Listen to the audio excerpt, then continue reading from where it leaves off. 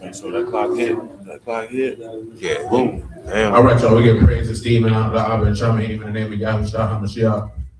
Gonna pick this up in John chapter 5:39. Search the scriptures for in them you think you have eternal life, and they are they which testify of me. And you will not come to me that you might have life. I receive not honor from men, but I know you, that you have not the love of Elohim in you. I come in my Abba's name, and you receive me not. And if another shall come in his own name, him you will receive. How can you believe which receive honor one from another, and not the honor that comes from Elohim only? Do not think that I will accuse you to Abba. There's one that accused you, even Moses, in whom you trust. Had you believed Moses, you would have believed me, for he wrote of me.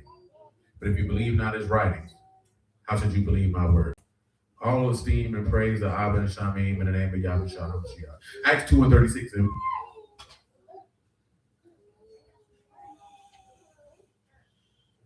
Therefore, let all the house of Yasharal know assuredly that Elohim have made that same Yahushua whom you have crucified, both Lord and Hamashiach.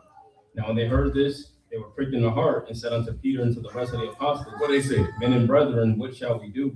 What they said? Then Peter said unto them, Repent and be baptized, every one of you, In the what? in the name of Yahushua HaMashiach, For what? the remission of sins. What else? You shall receive the gift of the Ruach HaKodesh. And what else? For the promises unto you and to your children, and to all that are far off, even as many as the Lord our Elohim shall call. Right. And with many other words did he testify and exhort, saying, Deliver yourselves from what? This untoward generation. Go ahead. Then they that were gladly received his word were baptized, and the same day there were added unto them about 3,000 souls. What else? They continued steadfastly in the apostles' doctrine. They did what? fellowship. Continued steadfastly in the apostles' doctrine. Stop. What's the apostles' doctrine, Lord Johnny?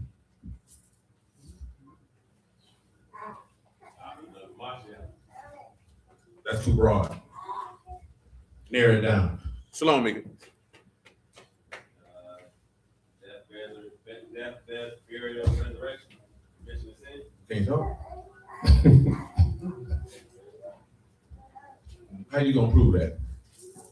What's up, Nola?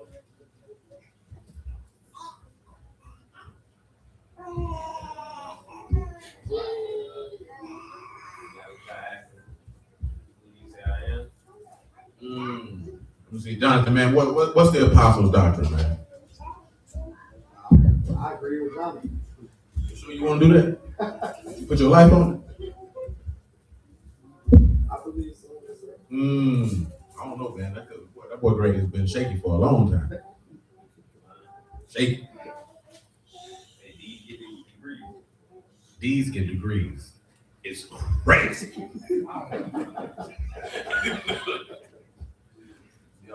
And that Rio, that white man, that's good stuff. Yeah, that's good stuff. See, that white man can appreciate good, immature humor. See, some people can't appreciate that. See, they think, oh, you got grown. You ain't supposed to crack jokes like that. Says who? I'll catch you with a D's no joke right now. If you out of pocket. I'm talking about right now, out of nowhere. Not even if I were trying to do it. I'm just not gonna let the opportunity fall to the wayside. Nevertheless, what's the apostles' doctrine?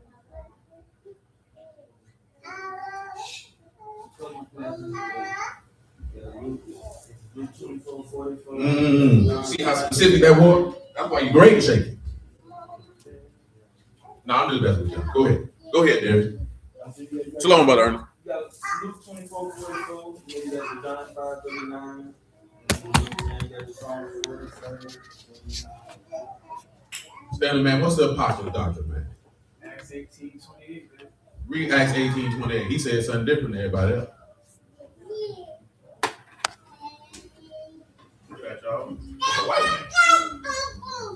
Said, for he mightily convinced the Yahudim publicly, showing by the scriptures that Yahushua was a Mashiach. And that's fair, but let's take it a step further. Go to John 13:30.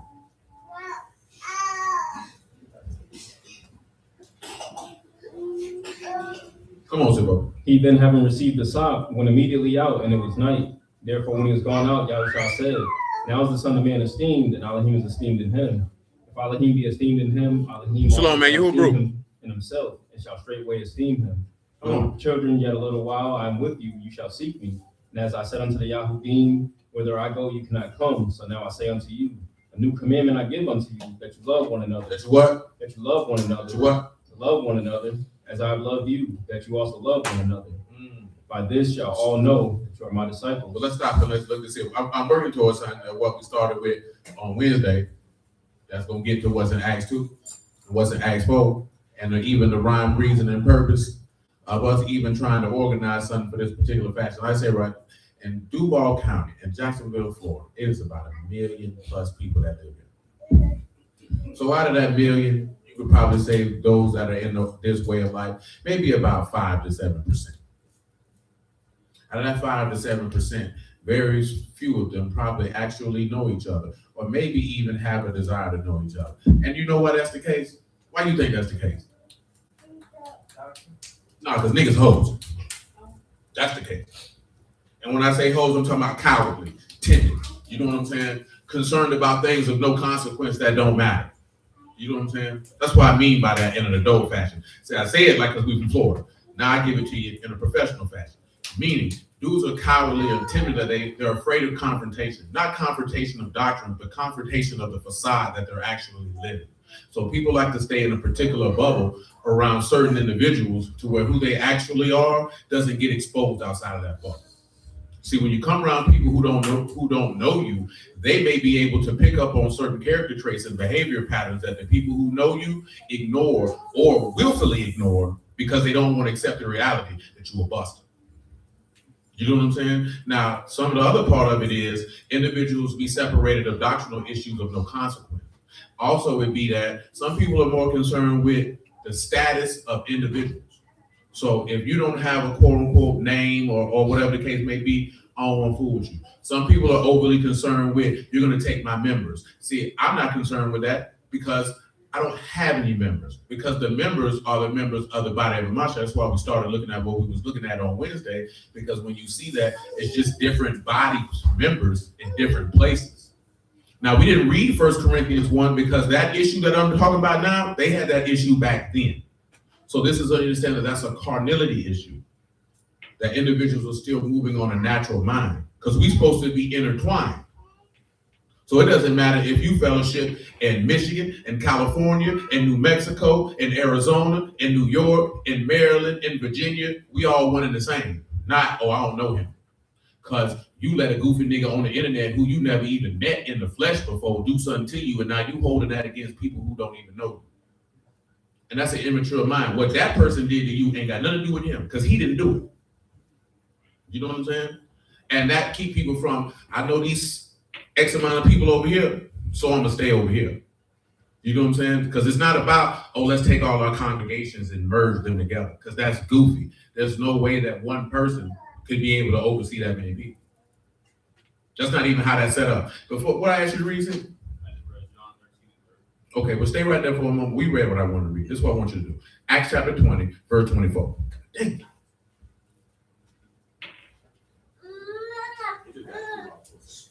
Hopefully the AC ain't tripping. They don't be that warm. So, but none of these things. Shalom, East, man. Neither count out my life dear unto myself, so that I might finish my course with joy. With joy. In the ministry which I have received of the Lord Yahushua to testify the gospel of the grace of Elohim. That's right. And now behold, I know that you all among who have gone preaching the kingdom of Elohim. Stop, because also we're going to get into that, because one of the apostles' doctrine is some of the stuff we read on Wednesday, which is being one. You know what I'm saying? There's no separation.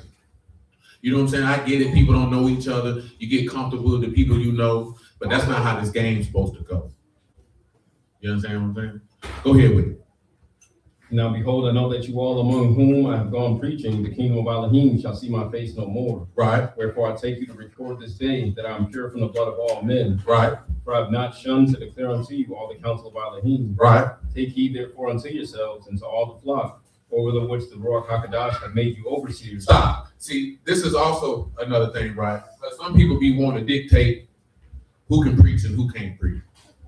I'm not in the business of doing that, because I personally don't care. You know what I'm saying? If I'm not a part of an individual assembly, what them people do in their assembly is none of my business unless they ask for my counsel. And I don't unsolicitedly give advice to people. That's where a lot of people come in at, is you see people fellowshipping somewhere and you want to come in there and try to dictate to them what they're doing. That's out of pocket. Because unless you establish that assembly, or like they actually like real deal sinning for real, That ain't none of your business. That's not how they operate. That's not how you see them operating when you read through the Acts of the Apostles. They didn't operate in that fashion. You know what I'm saying? You had different congregations in different cities. Now, Paul finna mention this here.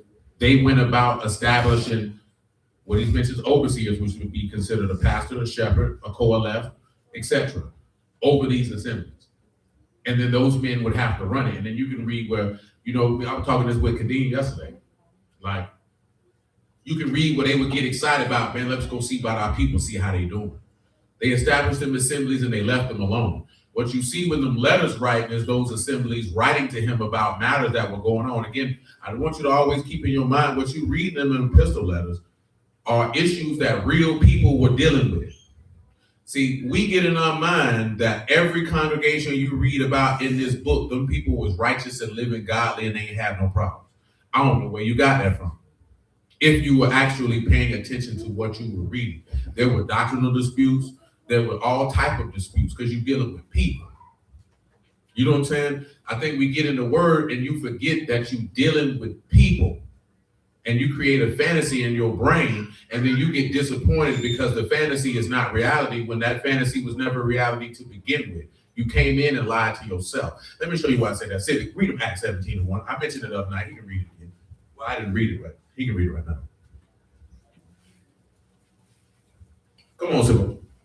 Now, when they had passed through Amphipolis, Shalom, brother Joseph. Apollonia, they came to Thessalonica, where was the synagogue of the Yahudim. That's Luke 17. What's that accent? Luke 17. Then said he unto the disciples, it is impossible, but that offenses will come. What's gonna come? Offenses will come. What's gonna come? Offenses. What else? But woe unto him through whom they come. It were better for him that a millstone were hanged about his neck and he cast into the sea, than that he should offend one of these little ones. Take heed to yourselves. If your brother trespass against you, rebuke him. And if you repent, forgive him. If he what? If you repent, forgive him. What else? And if he trespass against you 7 times in a day, and 7 times in a day turn against you, saying, I repent, you shall forgive him. Now you think your brother just somebody who fellowship with you? Of course not. Because that's not what this book say. Mark chapter 3. Which one it is, man? Tell me what 33 says. And he answered them, saying, who is my mother or my brethren? And he Back it up to 32. Well, wherever he poses that question first.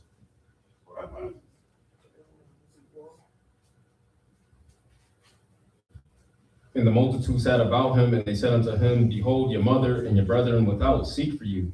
And he answered them, saying, who is my mother or my brethren? And he looked round about on them which sat about him, and said, behold, my mother and my brethren. Whosoever shall do the will of Elohim, the same is my brother and my sister and my mother. Now you know why that's the case? Go read 1 John 5:1. We're gonna get back to where we was at where the apostles' doctrine is. Read me 1 John 5:1. Come on with me. Whosoever believes that Yahushua the Mashiach is born of Elohim. Pause. Oh, that hurt your ear. You got scared? You never heard gunshots before, have you? Lying to me. You wouldn't jump like that. Peace, brother Nate, man. Nah, I ain't mean to do that. But listen. Now she made me do my thing.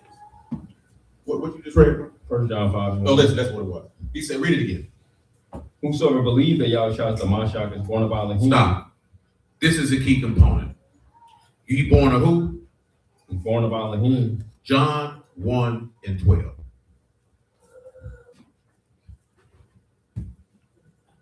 But as many as received him, to them gave he power to become the sons of Elohim. That what? Became the sons of Elohim. And what were they born by? Or what were they not born by, I should say? Which were born not of blood, Nor of the will of the flesh, Nor of the will of man, but. of Elohim. So this is the key component. Everyone who's born of the seed, you know the seed is the word of Elohim, is born of God. That means that's your brother. It's not your brother who you fellowship with. It's not your brother who you want to do music with. It's not your brother who you want to do events with. It's not your brother who clothes you want to wear. It's anybody who's born of God, irregardless. He said you would know that you're my disciples if you love one another as I have loved you. The reason why I mention this here, because again, like I said, right, Because I be using words by exactly what they mean. So of course, I'm from Jacksonville. So I'm gonna be like, because you niggas hoes. But what I mean by that is you're cowardly. You're afraid of confrontation. Confrontation doesn't always have to be adversarial. You understand what I'm saying? You can be afraid to confront reality. You can be afraid to confront the truth. You can be afraid to confront a lot of things. You know what I'm saying? So what I'm referring to is individuals do not want to confront certain biases and thought processes that are propagated on the people's mind in the word that you don't even realize if you're not stepping back and paying attention that that's what people do. They do that for influence and control, maybe yams, maybe a little money, maybe a little vainglory, or a little bit of all of it. You know what I'm saying? But in reality, like I mentioned Wednesday, I'm from here. You understand what I'm telling you? Born the 30th of June at 3:30 p.m. at University Medical Center. Some of y'all don't even know what University Medical Center is because you're too young to know that that's what that hospital was called in the 80s and in the 90s. Now you just call it UF Shanks. You know what I'm talking about? Like I told you, I was married here. My children was born here. My mama died here. My auntie buried here. My daddy died here. Served for JSO for 25 years. Didn't work for Reigns at EWC. You know what I'm talking about? Like straight up and down. I got friends lost their life here. We became men here. You know what I'm saying? So we got the word here. So when you take all that into play, and I know it's other people who in the word in the city, and they don't want to pull up on each other. That's crazy to me. You know what I'm saying? Because I said, I'm from here. You know what I'm saying? So being from here, you already know, man, we going to pull up on you on what's happening. And I don't know, act like what's love, what you mean? Like what y'all on, what y'all trying to do? We not coming to battle with no word with you. If you want to battle with the word, go on the internet for that. You know what I'm saying? But as far as certain things that we do, that we can do, that we should be doing, we with that. If you're not with that, then you a sucker to me, and I'm just going to deal with you accordingly. And that's it. I ain't going to be walking around have nothing bad to say about you because you ain't enough to say nothing bad about because you a sucker. See, y'all get in the word, and y'all think that these niggas don't be suckers. A lot of these niggas are suckers, and you got to look past that. You can't be enamored with the fact he telling people we Israelites and this, that, there, and the third. If the nigga a sucker, the nigga a sucker. And I've seen a few. You know what I'm saying? Very feminine behavior for grown men. You know what I'm saying? That junk not cool. And when I say grown men, I'm talking about men over 35. You know what I'm saying? So when younger men see that, it's the same thing when I was young up the road, man. Like the young jits, they didn't want to listen to them older dudes because they felt I can't learn nothing from you. You a buster. You foolish. You got the same mental capacity as me. Because most young men want to look at an older dude and be like, I can get some game from him. Now, we keep it a bean. Most of these dudes who in this word who telling you they mores and elders and this, that, there, and the third, you can't get no game from this nigga, man. About nothing. You know what people like to do, Lil Johnny? Throw scriptures at you, tell you go read that. That's not giving me no game, bro. Anybody can do that. Anybody can say, yeah, read these 10 verses over here. But if you don't give me no insight on them 10 verses that you gave me, I just read. I could have did that at the house. You know what I'm saying? But I'm talking about, but if it was a real deal life situation, you could even sit down and make life stand still and paint a picture for me so I can make a better decision. So that's why people like that, because then on top of that, man, I ain't gonna lie to you. Because of the internet, it doesn't allow a lot of bans, and FNs, the ability to have platforms to reach a lot of people because they wouldn't have anything else in their life going on because they suck. They're not in it for the word. I keep telling you, right? We can have an event, right? We're not throwing no gimmicks, though. We gotta have no gimmicks. Concert, just a concert, because the music for the Lord, people can enjoy that. They ain't no big deal. We ain't doing no extra stuff. Just like the cookout, ain't no word getting dropped. We just hanging out. You know what I'm saying? What I see by gimmicks is people have to have a whole lot of extra stuff to bring you in because they dope is trash. They don't have no word. See, anything that we do, if the Lord allows, it's going to be centered around the word because that's the only reason why we're here. The word come first. Having fun don't come first. Kicking it don't come first. The word come first. And if you don't want the word, I ain't gonna lie to you. This ain't a trap house come. Because the word come first. It's always gonna come first. It's the only thing. It's the central thing. It's the main thing. Because without that, we wouldn't even be here. And when I say that, meaning we wouldn't even know each other. So that shows you how, when we say that his body is a member, you're interconnected through the word. When I say remember, like a lot of people scream to be independent, but in the word you have to be interdependent. You have to have the ability to stand on your own, but yet be dependent on one another at the same time. You know what I'm saying? It's not a separation. I'll read it in a second. Come on, Savior, where you at? You reading 1 John 5? Just read John 1 and 12. Yeah, that's fine. Since I said being interdependent, you know what I need. I need Job 40 and 12. You been smoking that wacky tobacco for you, Daddy? You been smoking the devil's lettuce. Shalom, Dre, man. Look on everyone that is proud and bring him low. Tread down the wicked in their place. Hide them in the dust together and bind their faces in secret. Then will I also confess unto you that your own right hand can save you. That don't sound like what I want. But keep on. Say, behold, now behemoth which I made. He eat grass as an ox. Lo, now his strength is in his loins, and his force in the navel of his belly. He move his tail like a cedar. The sinews of his stones are wrapped together. His bones are strong pieces of brass. His what? His bones are strong. Now you know that we flesh in his flesh and bone in his bones, and he said they're strong as brass. Go ahead. His bones are like bars of iron. Bars of iron. He is the chief of the ways of Elohim. Notice that. What do bars of iron do?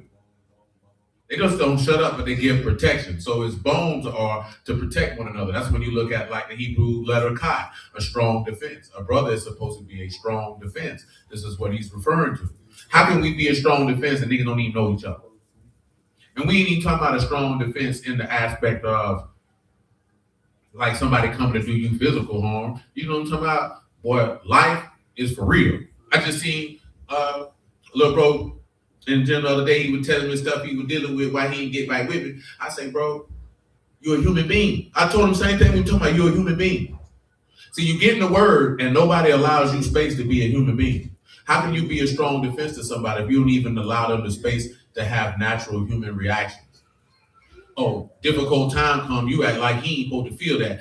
Meanwhile, you see the Lord tell his apostles, man, I'm exceedingly sorrowful unto death, and prayed so hard that the sweat looked like blood dripping off his body. Ain't nobody say his faith was weak.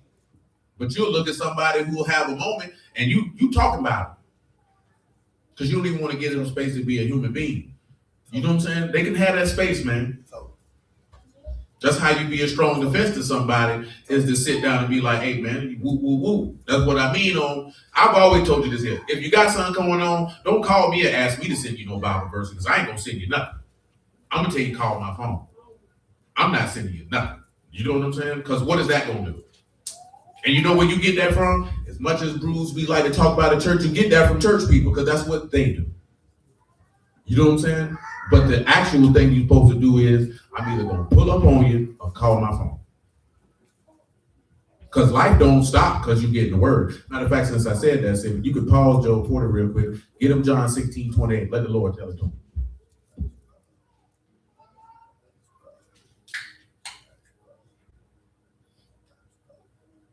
I have come forth from the Abba, and am coming to the world. Again, I leave the world and go to the Abba. The disciples said unto him, Lo, now speak you plainly, and speak no proverb. Now are we sure that you know all things, and need not that any man should ask you. By this we believe that you came forth from Elohim. Yahshua answered them, do you now believe? Behold, the hour come, yea, is now come, that you shall be scattered, every man to his own, and shall leave me alone. And yet I am not alone, because the Abba is with me. These things I have spoken unto you, that in me you might have shalom. But in the world, you shall have tribulation. But be of good cheer, because I have overcome the world. So he already told you in the world you're going to have trouble. So I don't know how you thought you were going to get in the word and your life was going to be smooth, because that man never told you that. He told you in the world you're going to have tribulation, but be of good cheer. I've overcome that. So that means if you dwell in him, we didn't got to it in 1 John. If you dwell in him, you can overcome that.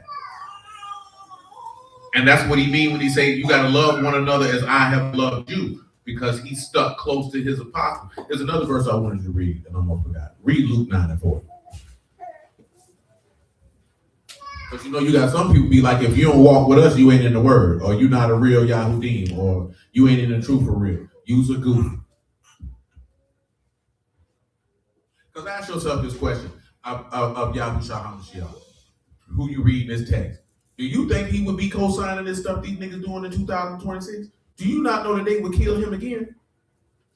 Do you really think, I'm talking about just objectively, removing all biases, loyalties, or whoever you might know who in the word, if this man was walking the earth, do you really think he would be co-signing the junk that we got going on? Absolutely not.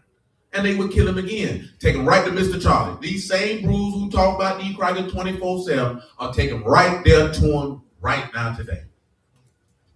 Because he's not finna stamp or co-sign nothing that these dudes talking about. Or nothing that they doing. Do you really think he sent his apostles to talk to you about who he saw his way?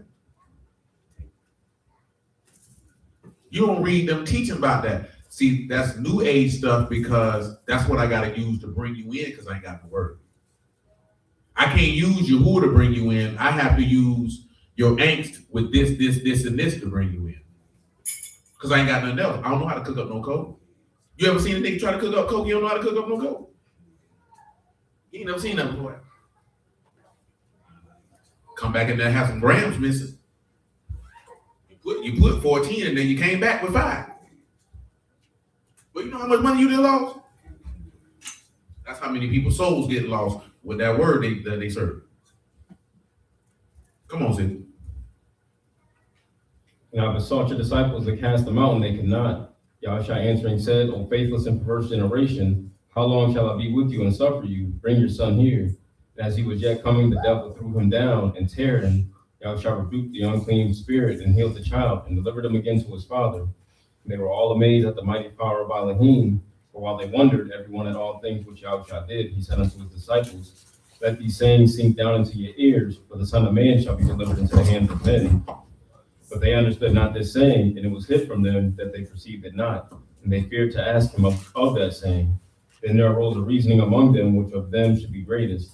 And Yahshua, perceiving the thought of their heart, took a child and set him by him, and said unto them, whosoever shall receive this child in my name, receive me. Whosoever shall receive me, I probably got you too high, but it don't matter. Just keep on. And whosoever shall receive me, receive him that sent me. He that is least among you, the same shall be great. And John answered and said, Master, Shalom, Brother Marcus, man. we saw one casting out Yahuwah devils approved in those, his name, and we forbade him because he followed not with us. Listen. And Yahshua said unto him, forbid him not, for he that is not against us is Just with us. Read it again. Yahshua said unto him, forbid him not, for he that is not against us is for us. That's where people get the game twisted. If they with a Masha, they can't be against you. It ain't no way they can be against you. We be forgetting that notion because you get caught up on, you got to think like how I think. And you got to dress how I dress. And you got to do what I do. And if you don't, I don't want to fool with you. And some of these dudes want you to perform fellatio and toss their salad. I ain't on that. And I mean, I'm not being facetious in the aspect of a lot of dudes want you to sweat them and kiss they behind and do this, that, there, and the third. Well, I'm a grown man. I'm not chasing down no grown men. I'm not kissing no grown man behind to do nothing. You know what I'm saying? If you can't be a man about what you want, then I'm not going to fool with you. You know what I'm saying? And it ain't that serious. Because if the Lord allowed, we're going to get whatever we seek to do for his esteem. We're going to get it done one way or another. It's either with you or without you. You know what I'm saying? A lot of these boys feel like they David Ruffin, like the show going to stop if you don't show up. We don't care nothing about that. The word was getting moved before any of us was born. When we was out here doing whatever we were doing, the word was getting moved. The word getting moved while you in it. And when you die, if the kingdom ain't came, it's still going to get moved. Ain't nothing going to stop because you don't want something to happen. That ain't how this works. Come on back, Simone. Where you was at? 1 John 5? Mm-hmm. Run that for me, dog. What we holding up? Because I don't forget. Oh, you got to finish Job 40. My bad. What verse you was in? Verse 18. Job 40 and 18.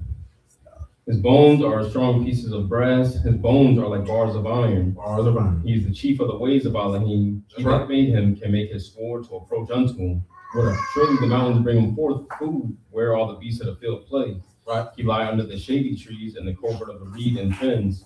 The shady trees cover him with their shadow. The willows of the brook compass him about. Pause for a second, man. I ain't heard what I want. It might be 41. You know I always get it wrong, man. You supposed to double check that. What you got going on? Yeah, leave it 12, 41 and 12. Yeah, that's it. But that one worked too, though. Come on with it. I will not conceal his parts, nor his power, nor his comely proportion. What else? Who can discover the face of his garment? Who can come to him with his double bridle? Who can open the doors of his face? His teeth are terrible round about. Come on. His scales are his pride. His scales are his what? Are his pride. And what else? Shut up together as with a close seal. Shut up together as with a closed seal. One is so near to another that what? No air can come between them. Now, Paul told you that the devil was the prince of the power of the air. He said they stick so close, Satan can't get in between. See, and we don't be looking at that because we don't stick that close. See, Satan, remember like Paul mentioned that in 1 Corinthians 12 about there be no schism in the body. See, people don't realize that is the schisms, the separation, that's because remember Satan is nothing but an adversary, a slanderer, and a tempter. So that's all he needs is a little bit of separation. This is why in 1 Corinthians 7, Paul wrote to the people like, hey man, don't defraud your spouse, except it be for prayer and fasting, and y'all done had a conversation about that. Because people think that that's a joke. Okay, you won't be like, oh, I'm mad, I ain't gonna give him no yams. Well, guess what? That's all the room Satan needs. You know what I'm saying? That little bit of separation, this amount of separation, that's all he needs.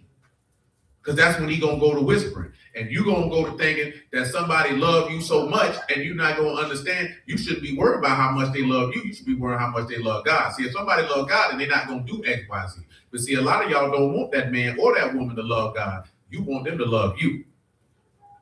And I promise to you, don't nobody love nobody in the flesh that much. You ain't that important, especially if you move in a certain type of way. People gonna be like, whatever. You hold out on that man, and Satan gonna make sure that he tipped him with the right type of yams that he like. Fully seasoned, dripped in syrup, however he like it. It's gonna pop up. And I'm telling you, an individual ain't but so strong. Remember we talked about this a long time ago, like what Cube said he used to do when he was on the road. He would take his wife with him.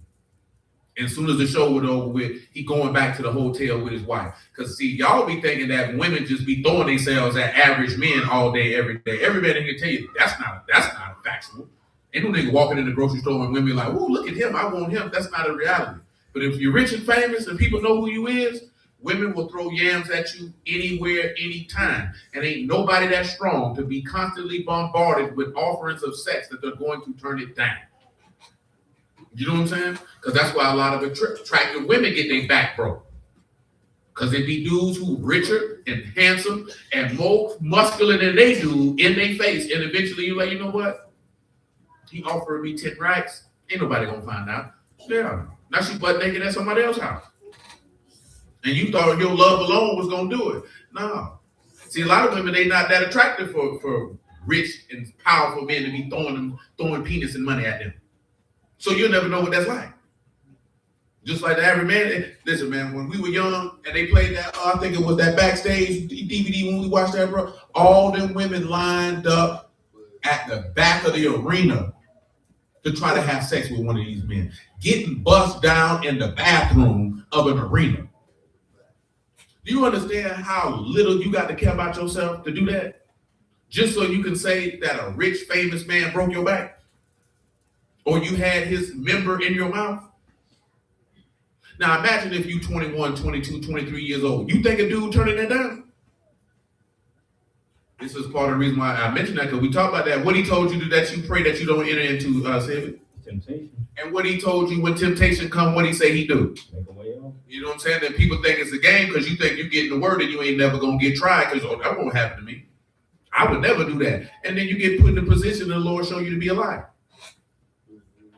So you ain't as strong as you thought you was because you think it's a game.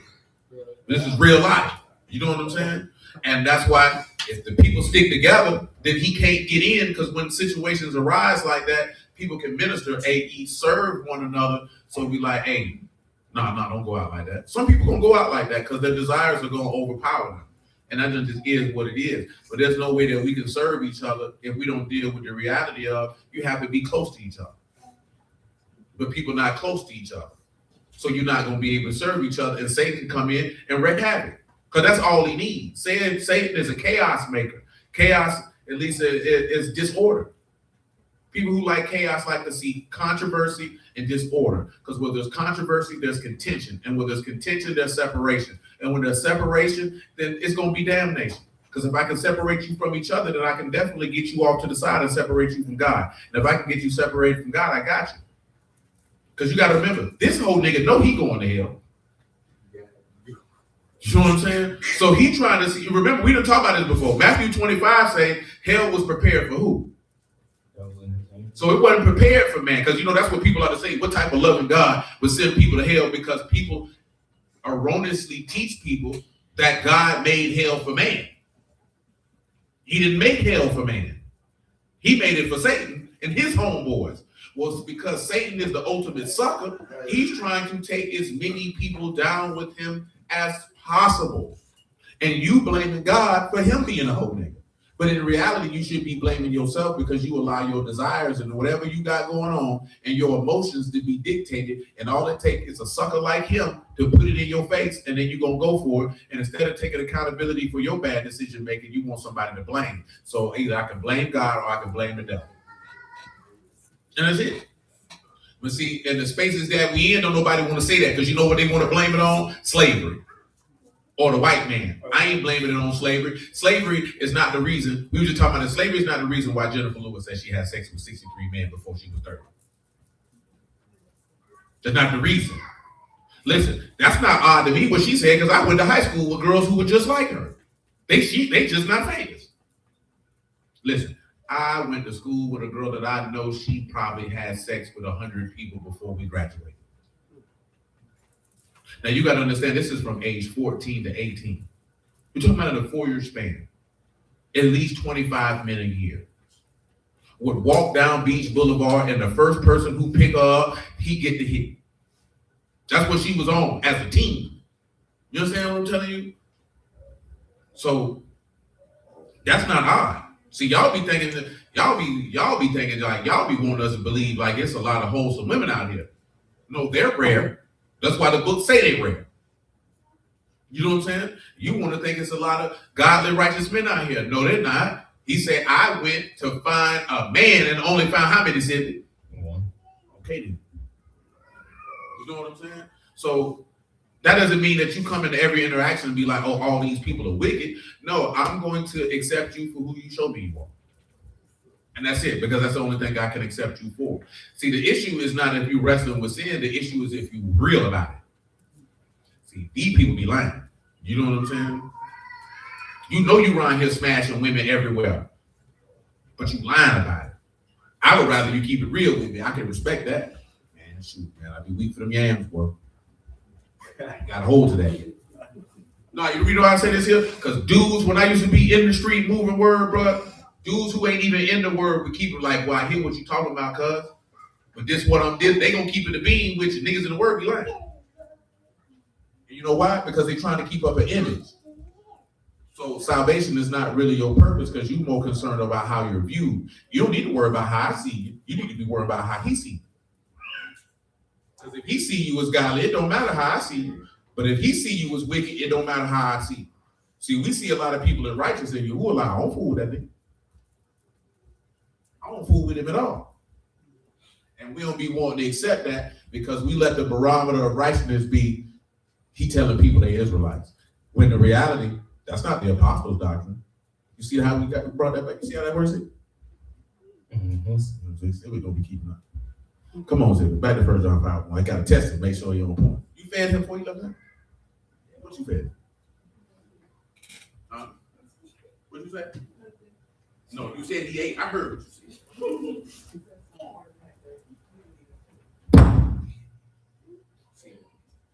You done had that baby. You done got beside yourself. I told you earlier, you're not grown. Think you're grown. Because you can push out a baby don't mean you're grown. You won't get embarrassed in front of your friends. That's what's wrong with you. You ain't get embarrassed in front of your friends enough in your childhood. We're gonna get you together. Come on. What's wrong with her? She act like this before she got a husband. Definitely act like this before she had a child. Now she thinks she's wrong.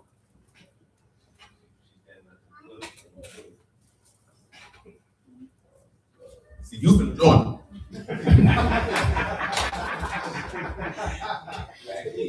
You finna join You co-signing the Bible. Come on. Say, whosoever believe that Yahushua is the Hamashiach is born of Elohim, and everyone that love him that begat love him also that is begotten of him. Oh, read that again. Listen to him, man. Say, whosoever believe that Yahushua is the Hamashiach is born of Elohim, and everyone that love him that begat love him also that is begotten of him. Hey, boy, that boy Hashem say, boy, going from a half a zip to 5 grams is crazy. You can't even whip Kool-Aid. It's time to see. Y'all don't know what I'm talking. I'm sorry. He know what I was talking about. You know what I'm talking about? You better not. You too young to know what I'm talking about. But that actually works when you're cooking food, though. Actually, you know, when you put heat on stuff, you know you lose a little bit. But if you know what you're doing with that fork, you don't lose nothing. Like y'all all around here used to ride around listening to Jesus. You ain't know what he was talking about. Now. What song I'm talking about? Monty know what song I'm talking about. If it ain't locking up, you need to bring it back. Come on, read that verse again. Say, whosoever believe that Yahushua the Mashiach is born of Elohim, and everyone that love him. Everybody that love Hamashiach is what? Is born of Elohim, and everyone that love him that begat him love him also that is begotten of him. Listen. By this we know that we love the children of Elohim. When we what? Love Elohim and keep his commandments. See, we supposed to love each other. You notice he said, if you love Yahushua and him who Yahushua was begotten of, then you were begotten of him, and you will love the sons of Elohim. Because that's what your law tell you to do, right? To love your neighbors who us, isn't it? So, go ahead. So, for this is the love of Elohim, that we keep his commandments, and his commandments are not grievous. What up? For whatsoever is born of Elohim overcome the world. He what? Overcome the world. What up? And this is the victory that overcome the world, even our faith.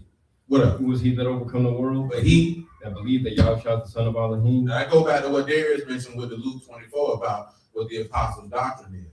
But I wanted to hit that aspect of part of the apostles' doctrine is what Yahushua taught them, that you ought to love one another.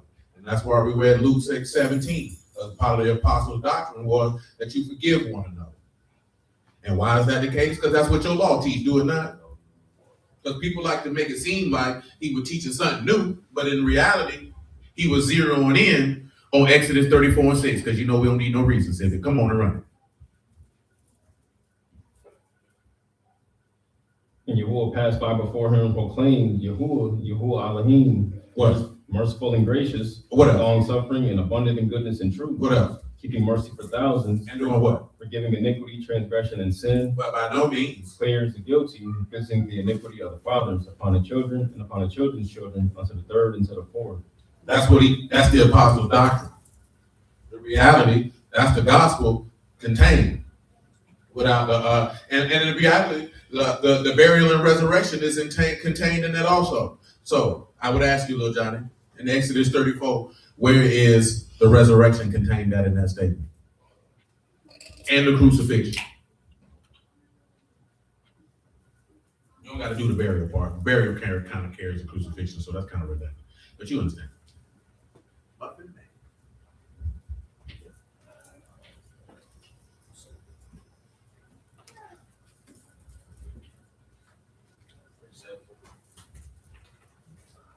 What is verse 7, sir?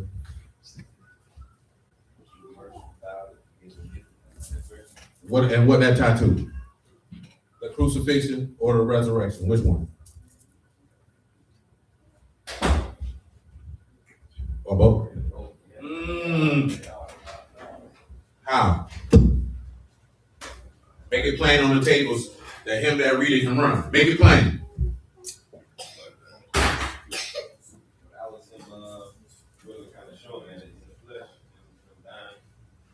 You ain't making it plain. You being general.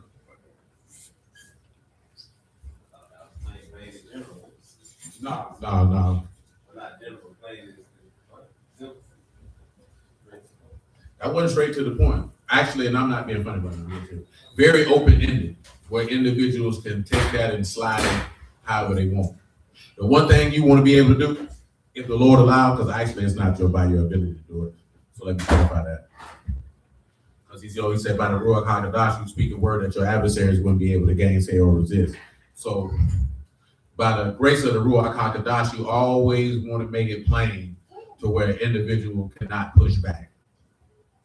They may not like what you say, you understand what I'm saying? But they wouldn't be able to push back. You got to know the difference. But just because they don't like what you say, they can't resist what you say. You know what I'm saying? Because I say that because one time I was talking to a Christian and he said, well, where's the gospel? What's the gospel? And I read him that. And he got upset. It's 1 Corinthians 15. And I said, didn't everything you just read in 1 Corinthians 15 say exactly what this just said? Yeah. Okay then. So what you mad about? You know what I'm saying? Because sometimes, and of course y'all don't engage with people like that. So, give thanks. But the reality is, if people be wanting you to respond in a way that they framed in their mind how something should be answered. See, I be wanting y'all to have diversity of skill set. You know what I'm talking about? The ability to be, ambidextrous with the word, if you would. You know what I'm saying? A switch hitter, but not in that type of way. You know what I'm saying? Baseball type of way. You know what I'm talking about because you watch baseball. You know what I'm saying? Yeah, Mickey Mantle, Eddie Murray. Y'all don't know. Y'all know who Eddie Murray is? That's unfortunate. That's a black ball player. Mickey Mantle, not black baseball player. I mentioned the white dude. Should have mentioned the black man first. Black dudes don't play baseball like that no more. I grew up in a time period where there were a multitude of black baseball players. You know what I'm saying? From Eddie Murray to Bobby Bonilla to Barry Bonds to Vince Coleman. You know who Vince Coleman is, right? That nigga from Jacksonville. One of the greatest base stealers in the history of the game. Straight plated reigns. That's fair because he did play in the late 80s. That's when he started. Yeah, he from Jacksonville, man. You know what I'm saying? Google it. I'm being serious though. Vince Coleman played for the St. Louis Cardinals from Jacksonville, Florida. Played at Reigns High School. You know what I'm saying? Knows that ring.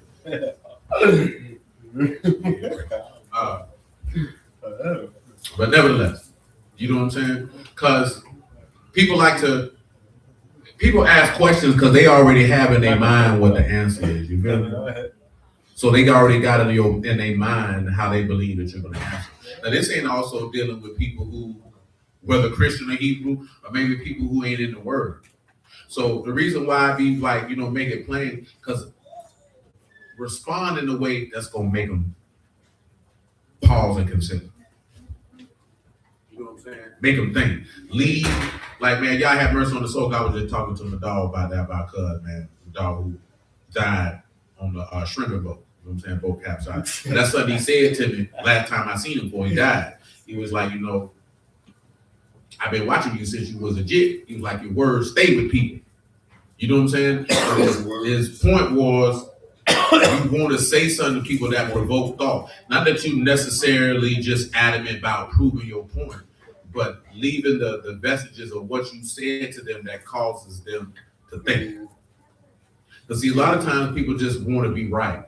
But the aspect is, can you leave an indelible mark on the mind of an individual that can cause them to assess whatever you said to them, that they can be a better person because of what you said? To lead to some type of growth or maturation or understanding that's beyond just proving a point. Anybody can prove a point. You know what I'm saying? So that's why I be like, you know what I'm saying? Not just to be, I be messing with you, but at the same time being dead serious. Like, cause by the grace of Yahushua, he's allowed us to have a very great understanding of the word. So with that, we have to have the ability to disseminate it in a way that can cause people to think. Because the reality is that most of y'all, if you be on the internet round rules who in the word, you know this, everything is a battle. It's about proving who doctrine right, this, that, that, and the third. And that's not what we not here for that. Like, we could get on that if you want to get on that. You know what I'm saying? And we're going to stomp you out. You know what I'm saying? If we want to be on that, but we're not on that. The objective is, can you get an understanding to where you can go from the son of Adam to a son of Elohim? Because that's what the word is for.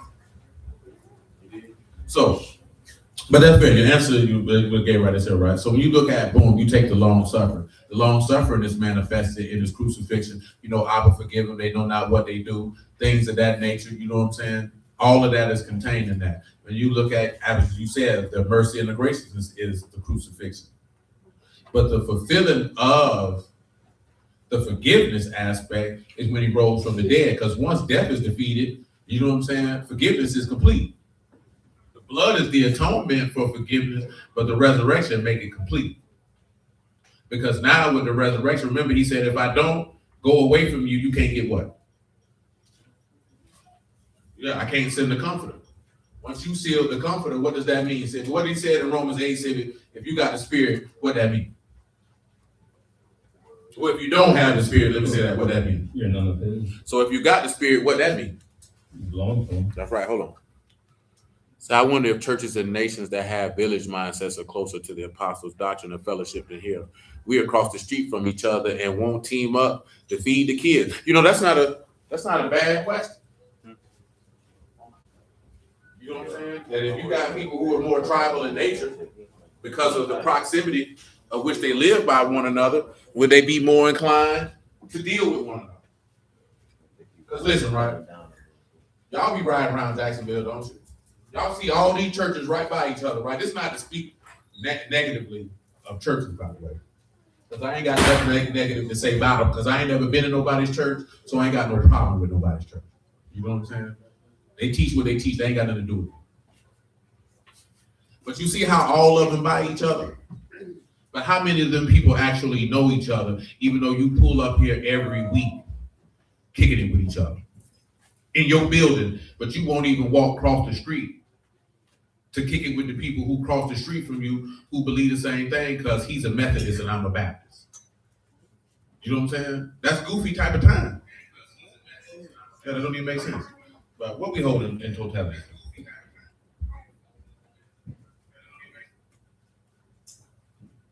You go with 1 John 5. Yeah, you can talk that. What else you got? We had Acts 17, Acts 20, read John 13. Go back to Acts 20. What verse you in? Like I said, Silver got a mark. See, I be forgetting all that. Like, yeah, you do.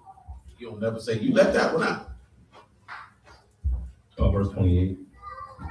Acts 20 and 28. Say, take heed therefore unto yourselves and to all the flock, over the which the Ruach HaKodesh have made you overseers to feed the assembly of Elohim, which he have purchased with his own blood. Right. For I know this, that after my departing shall grievous wolves enter in among you, not sparing the flock. Notice what he said. He said, I know that it's going to be people who going to come in the congregation and try to tell people apart. He already telling them what's going to happen. Go ahead. Also of your own selves shall men arise, speaking perverse things, to draw away disciples after them. Therefore watch and remember that by the space of 3 years I cease not to warn everyone night and day with tears. And now, brethren, I commend you to Elohim and to the word of his grace, which is able to build you up. Now notice, right? He already told you. Now, we only had that problem here once, but you know, they ain't no better. You know what I'm saying? But nevertheless, that happens a lot. That dudes be like, I want Taladine, I want people to listen to me. So I'm gonna come in here and I'm gonna do X, Y, Z to try to pull. That's normal. Because he's telling them this. He warned them about this. You know why he got to warn them about this? Because you walk around and think stuff like that won't happen. Listen, man, you know it because we know a dude, people are challenging him what he preaching while he doing it. Like, you don't know what you're talking about. Nick, disrespect. You know what I'm saying? Now listen, right? It's one thing if you be like, hey, I don't agree with that. There's a way to go about that. You know what I'm saying? See, people don't be going about stuff in the proper fashion. What's the other one we need, Shirley? What was that? What we was at? We was at Acts 17? No, we was at Acts 18. We need that. We need to finish Acts 2 though. We were going into what is the apostles' doctrine. The apostles' doctrine is a thing that Yahushua taught. See, matter of fact, before we do that, go to John 17, verse 11. Now, Darius mentioned the Luke 24. You know, these are the things that are written in the law of Moses and in the Psalm and the prophets concerning me. But then also, it was forgiveness. It was mercy. It was loving kindness. It was having love for one another. These are the things that are the apostles' doctrine. These are the things that they taught. Because this is a part of what we read in Jeremiah 32 of having one heart and one way. Go ahead. Say now I'm no more in the world, but these are in the world, and I come to you, Kadash Abba, keep through your. Notice he said that he's not what of the world? What did he say? I am no more in the world. Pause. That means he says, I am no more amongst the ungodly multitude that is hostile to my cause. Now, I think John wrote, he said, you're in the world, but you're not of the world, because if you, certain situations, you would have to leave out of the world. Like, you always going to be around sinners. That's a given. See, people use this as a cap and say, well, Jesus walked with sinners. That man ain't hang out with no sinners, cuz. You don't know the difference of sitting down and showing mercy and facilitating word to people and hanging out with them. That shows me that you have the intellectual capacity of a toddler. You should know the difference between hanging out with somebody. You think sitting down, schooling somebody, or going into somebody's house and they feed you while you feed them is hanging out with them. Hanging out with them is I partake in the things that you partake in. You remember what it say Romans 1 say? He say, not only do you take pleasure in those that do them, but you do them yourself. And you know that you're subject to the same penalty. You know what I'm saying? See, if you're not a hoe, guess what you're not going to do? You're not going to hang out with hoes.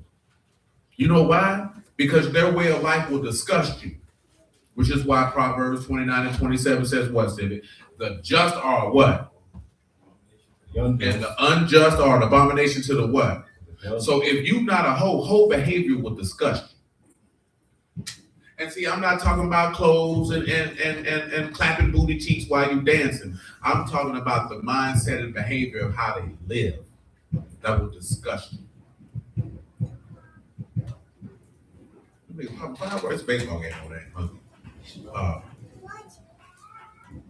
The same way that, like I told you when we was in the street, like if you're not a killer, you're not going to be hanging with killers because you can't relate to them. And they can't relate to you.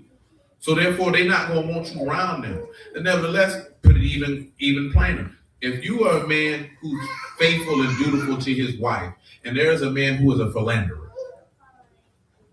Now, you know what that means, little girl? You familiar with that? Doris, you know that word? Oh, you don't know that word. A philanderer? I understand because old people use philanderer. It's not a regular word. You know, in y'all generation, a philanderer is a man who cheats on his wife regularly with a multitude of different men. I guess you could say he was a philanthropist. You know what I'm saying? He's giving out free penis. You know what I'm saying? Doing charity work. But a man who is not a philanderer would be disgusted by a man who is. The reason why I say this is because do you know what he said about Lot in the epistle to Peter? Y'all know what Peter said about Lot in his epistle letter? Or do we have to read it? He was vexed by the filthy behavior of the people around him because I don't partake in that behavior. See, I've told you this before, right? People don't know how to make the difference of, and this is something my mama taught me long time before I even thought about the word, that you have to make the separation of who somebody is and what they do. Because sometimes what people do is not necessarily indicative of who they are. They may have picked up bad habits, mindsets, and things of this nature, and they participate in destructive or negative behaviors, but that's not fundamentally who they are. Now, some people, the things that they do, that's exactly who they are. And you have to have the wisdom to be able to make the difference between the two. Now, you also have to have the wisdom to know with some people, I don't want to find out why you like that. You just weird and goofy. And that's it. I don't want to do a deep dive. I don't want to psychoanalyze. I don't want to figure it out. You're just weird. And I'm going to deal with you accordingly. You know what I'm saying? So you have to have the wisdom to know when to do that in each one of those scenarios. Because some people you can sit there and tell, like, there's something going on with you that you do certain things, but fundamentally because you'll see very, very contradictory behavior and thought processes that don't line up with some of the choices that somebody made. And that's when you'd be able to tell, like, okay, the things that you do, that's not really who you are. And then with some people, you can see that what you do lines up consistently with who you are. You know what I'm saying? Y'all know what I'm talking about. You've seen stuff like, you've seen that before. You know what I'm saying? Cause, and I was gonna say this here for all of us, like, I mean, like, somebody would have seen me selling crack, they would have probably thought I was a different type of individual. But fundamentally, for me selling crack, this is just business. I sold crack the same way that some people might have sold DVDs or draws. This is how I make money. I'm not a degenerate. This is a product. They come to cop it. I got it. I sell it. I go home. I ain't chasing no hoes. I don't want to hang out. This stuff ain't cool to me. I'm not enamored with anything that's attached to this. This is a job for me. Cop the coke, cook the coke, sell it, do it again. Pay my rent. Make sure my sister got what she need. Mom Deuce got what she need. We do it again. That's it. Some niggas love every minute of it. You know what I'm saying? On the block with it, trying to get all the women, snorting coke, whatever the case may be. They were enamored with the whole entire thing. And sometimes even with them, that's not who they are. Because some people get enamored with things because they think, yo, this is what it is. But you're young and you're stupid. You don't know no better. And you got negative influences around you. You know what I'm saying? That's why the boys, when they got sentenced, they was like, man, y'all just know it ain't working. Because you thought it was cool to tote fire and kill niggas. So the cracker get hold to you. And they tell you your release date is 9/9/9/9/9/9. And now you got to wake up the men every day for the rest of your life. Yeah, man, listen, man. I woke up to 71 men every day for 4.5 years. I'm telling you, ain't nothing excitable about it.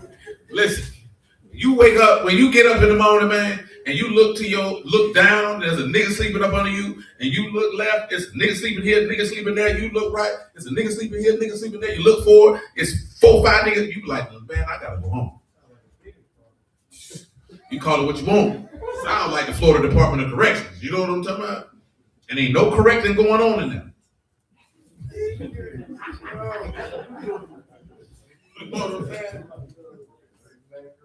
Ain't nothing correct in here. Ain't nobody correcting nobody, ain't nobody getting correct. You got to get yourself correct. You know what I'm saying? Is when you look at that every day, like, bro, like for real, bro, like that guy's right, boy, 18 years old, boy. Well, you fresh, you ain't even did a full 12 calendar months graduated from high school, boy. You finna spend the rest of your life around men. You ain't gonna never know what it's like to be in a delivery room when your old lady had your baby and you hold that baby, man. You ain't gonna know what that's like. You ain't gonna be able to get up in the morning and at least be like my old lady getting on my nerves, but shoot, she ain't here though.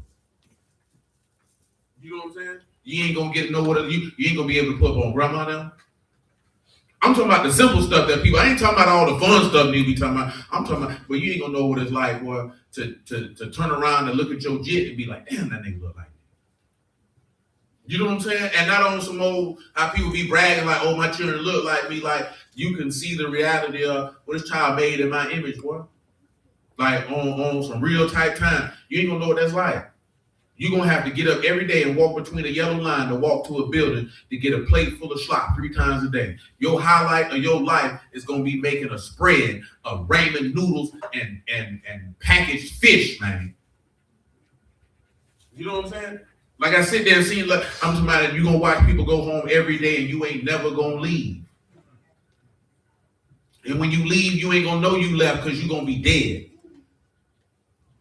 And if nobody don't come pick you up, they're going to bury you on that prison compound and still have the unmitigated gall to put your DC number on your headstone. So even in death, you still going to be just a number. Because you let a nigga convince you this. Because you can see fundamentally, that might not be who you are. But it is who you are, but it ain't who you are because you let the most wickedest parts of you be fostered when really, you really just supposed to have been in somebody's school somewhere. The boy say, you know, you should have stayed in school, should have played ball. You know what I'm saying? Now you locked up, now you scarred. Go ahead, man. Ain't no different with going to hell, it's the same thing. Hold on, Zero. Oh, that's Yeti on that, man. Shalom, Brother Marvin, man. He say, just hearing about that jail life make my steps square. Walk around like a Minecraft character, man. Listen. Say like 1 Peter 4, say run with them that never. That's right. Read 1 Peter 4 on 1. He said they can't even barbecue. Listen, man, I'm telling you. I always tell you that, man. You got to be real judicious about the decisions you make and the words you say out your mouth. Because the wrong words and the wrong decision can severely alter the course of your life.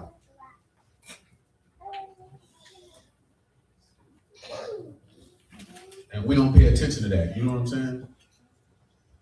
Like that ain't no joke when you sit, like you crack jokes about it, but like for real though, you seen these boys get sentenced 18 years old, 21 years old, where your life over with.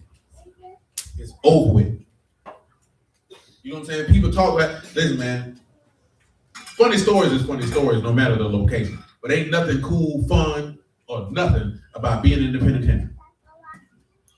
You ever seen a man get slapped for walking out of a line? Because I have. Do you understand? I was like, boy, they would have had to kill me where I stood and this cracker would have put his dick beaters on me. Well, you're not finna slap me, man, because I was a man before I got here. And I don't care nothing about your brown outfit, and I don't care nothing about my blue outfit. You're going to respect me as a man, or I'm going to die by that.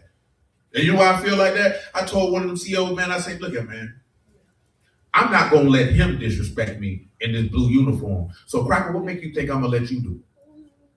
Because, see, you want me to see him as my enemy. See, he's not my enemy. I won't fool with you. See, you my adversary. Because your whole objective is to accost me and oppress me in this location. You don't want to do your job. You want to make my life more difficult than it need to be because you feel like that you can.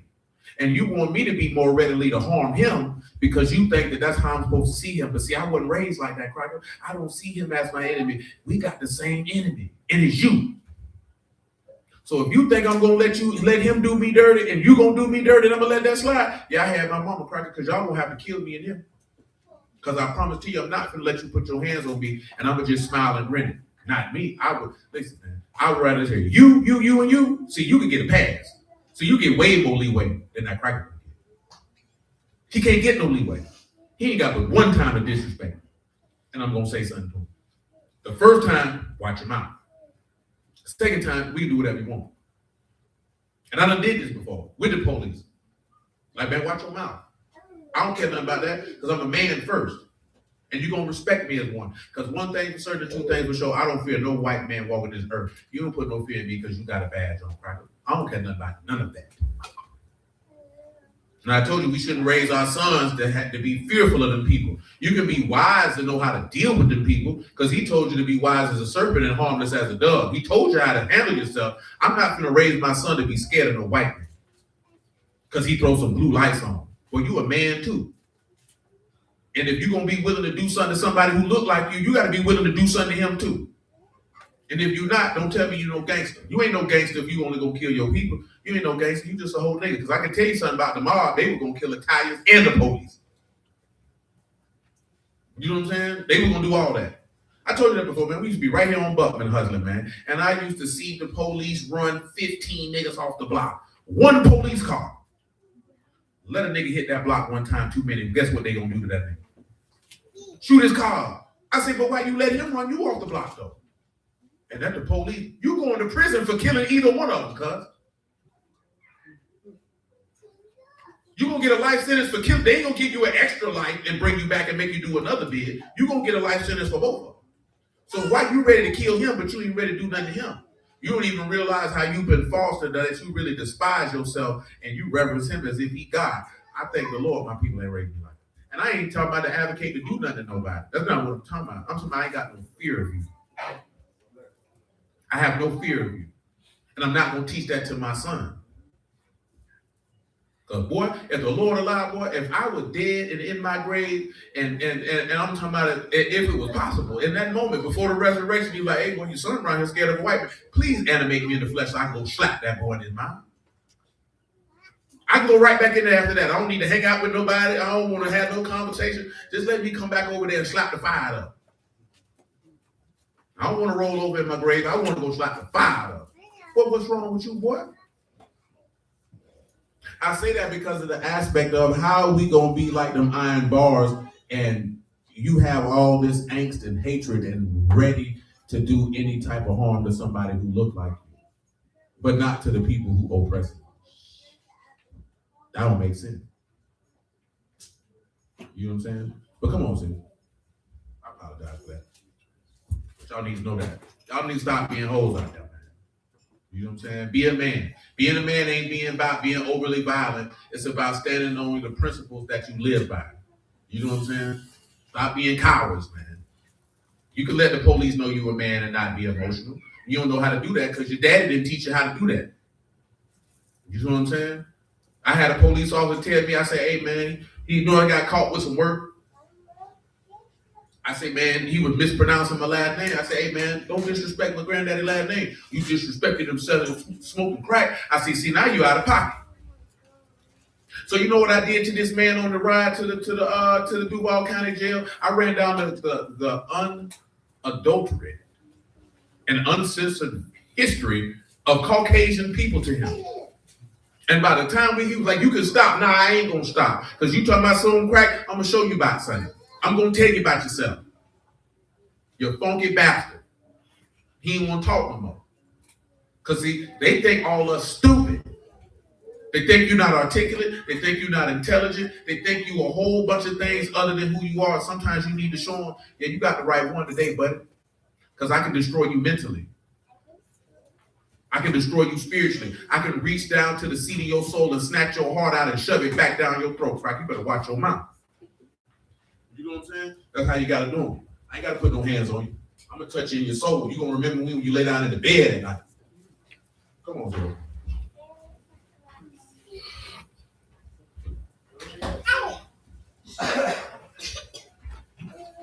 We go to John 17:11. No, 1 Peter 4.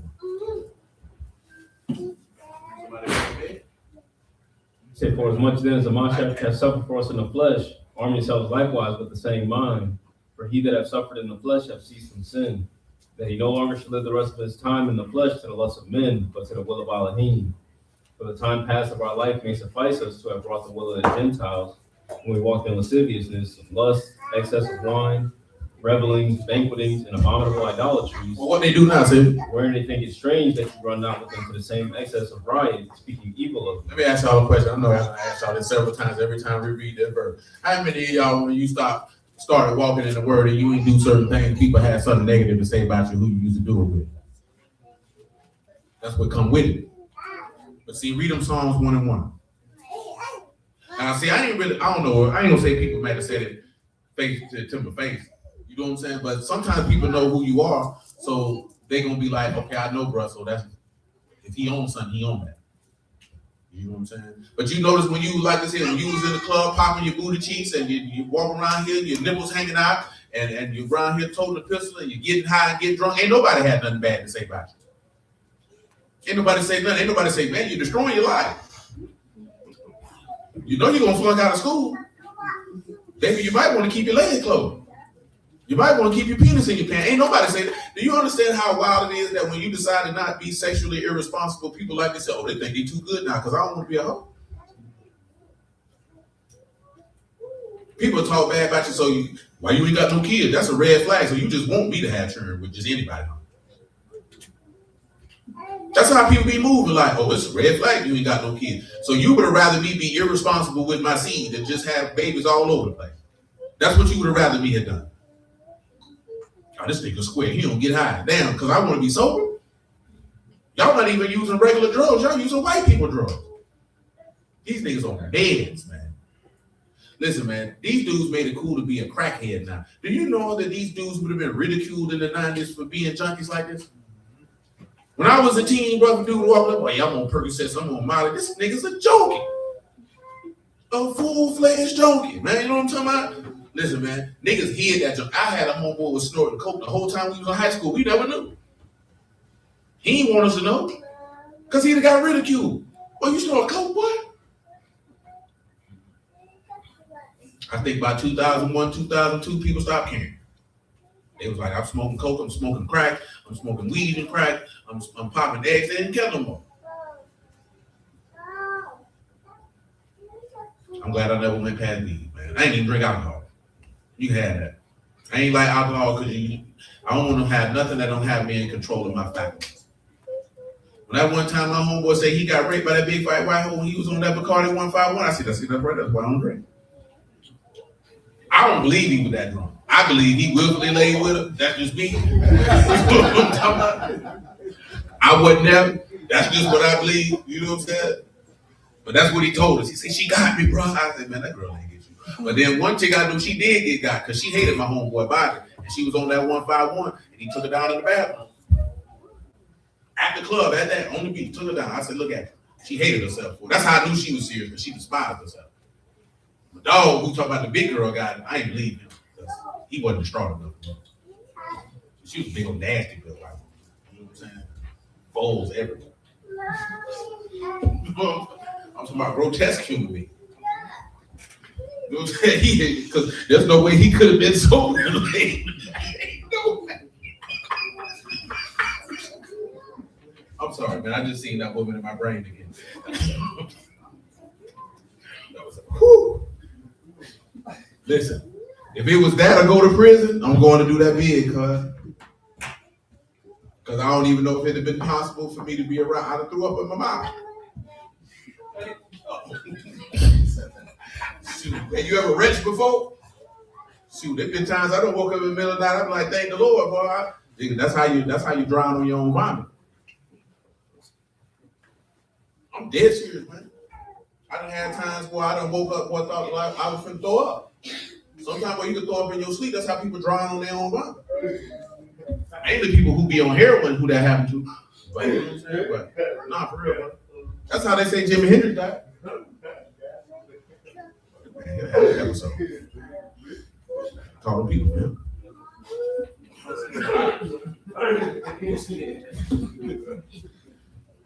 Get him out of church. Come on, Zip. Come on back down. What we doing with that? I'm sorry, I apologize.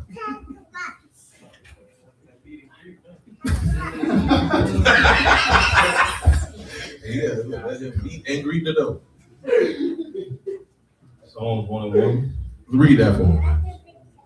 Baruch is the man that walked not in the counsel of the ungodly, nor stand in the way of sinners, nor sit in the seat of the scornful. Notice that he say, blessed are the men who don't do what? Walk not in the counsel of the ungodly. You don't take advice from unfaithful people. Tell them what ungodly mean by definition. Why ain't never been out here? Yeah. Coming from somewhere is insane. That's for Shaw. You got wicked, criminal, a guilty one guilty of crime, hostile to Elohim. How you gonna take advice from somebody who hostile to God? They're angry with you. So that's why it was never get high on your own supply in the world. Go ahead. Blessed are those who walk not in the counseling of the ungodly.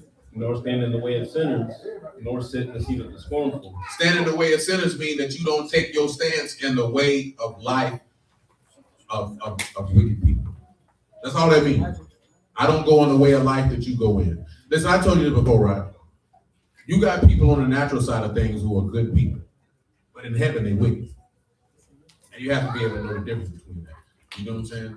Naturally, that don't, because see, they're not wicked necessarily because they're doing wicked things. They're wicked because they live in unbelief. Remember, the book tell you, lest you depart, have a wicked heart of unbelief. There's a difference. You know what I'm saying? See, we're not on that type of game. Well, they ain't in the word, they this, that, they're in the third. See, we're not doing none of that. You know what I'm saying? It's the aspect of you having discernment and know certain things. Because y'all got family members, you be like, cuz cool, auntie cool. But in heaven, she wicked as hell. In heaven, I'm wicked as hell.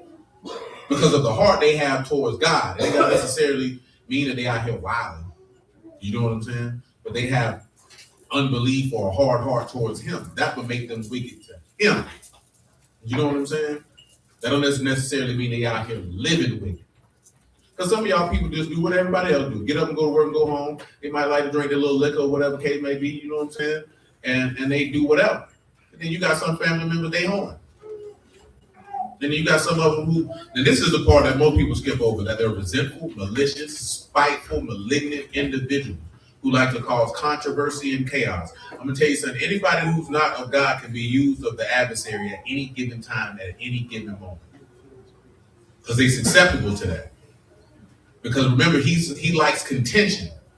Satan thrives on contentious environments, which is why Proverbs tell you constantly cast out the scorner and the contentional cease. Or if you dwell with a contentious woman, it's better for you to live on a rooftop. See, it's not necessarily about the individual, it's about individuals who like to fight. And who don't like to fight. So if you like to fight, he's telling you stay away from them.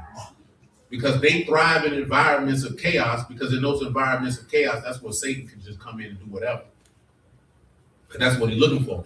And in places where there's love, reconciliation, forgiveness, oneness, Satan can't thrive in that environment because there's nothing for him to feed on. He feeds on contention. That's what he feeds on. You remove contention, there's nothing for him to feed on. He's going to have to dip. And that's what I'm meaning on that a lot of these niggas in the world are hoes, because they feed on, they don't know what it is to just be like, just tap in with me, and it ain't, you mean ain't nobody gonna be arguing a word? No. Ain't nobody, no. They don't know how to do, that's why they'd rather not be involved. You know what I'm saying? Because there's nothing that they can feed on. Because if it's just an environment of, number one, we all quote unquote black, so you should love each other just on that, on general principle, without anything being said other than that. You know what I'm saying? And then you let the determination of people's character determine how you interact with them. Then on top of that, we say, oh, we all of God. That's all we need. We need to be fighting and arguing about the word. I told y'all this the other day, right? I said, right, if there's 1 million people in this city, you say 5 to 7%, I can't do the math in my head that fast. You know what I'm talking about? But 5% of be about what? About 50,000 people, if you would. So out of that 50,000, could you imagine if you had 1,000 that all came together for the explicit purpose of fasting and praying toward to Yahuwah, not for nothing as far as, oh, we want to wake up the people, but petition him for something serious. Remember how you can read in there saying that people lay hands and pray for the sick? Now imagine if it's 1,000 faithful people praying for one person. See, but we can't get stuff like that done because everybody want to be off in the cut because we ain't thinking like that we interconnected. If that person down, then we all down. Ain't that what it says?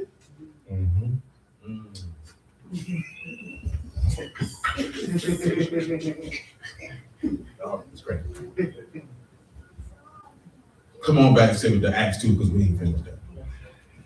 What you at? Acts 2 and what? 36? 38. 42. Acts 2 and 42. And they continued steadfastly in the apostles' doctrine and fellowship. That's fast, Omar. And in breaking of bread and in prayers.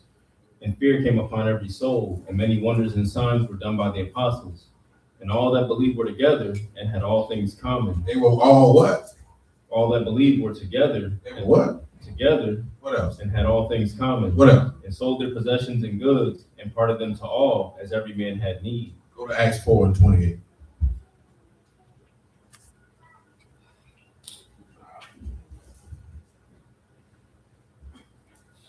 For to do whatsoever your hand and your counsel determined to be done.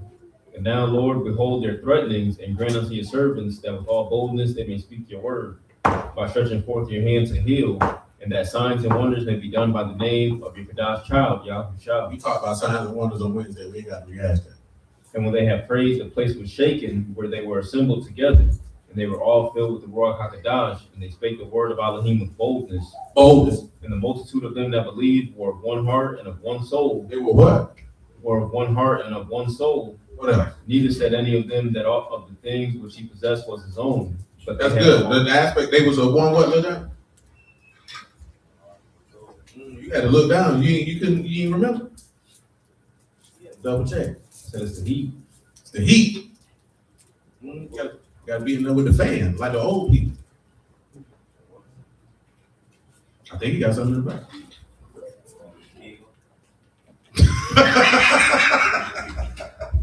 Hey, go to Nehemiah 3. That's what it means. It might be Ezra. Let me make sure.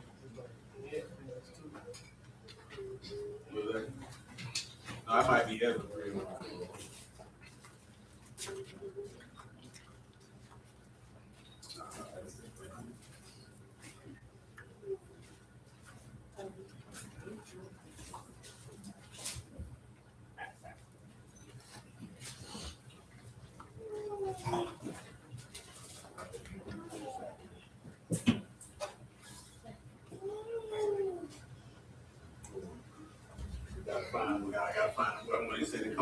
the Watergate. You know about the Watergate, Sid?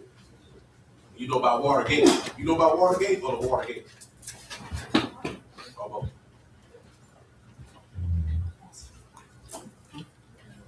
Y'all don't know about Watergate, do you? That scandal. Look at Sid. Sid's got her story. Nixon.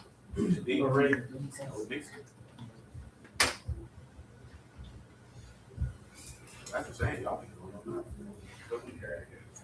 Nehemiah 81 as well. Y'all don't know about Watergate, man. All them people went to prison. President had to resign. How you gonna educate? Why you don't teach that?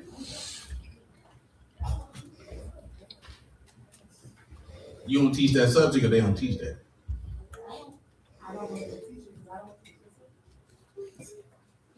Man, y'all ain't never heard of Watergate, man? The Watergate scandal, 1973.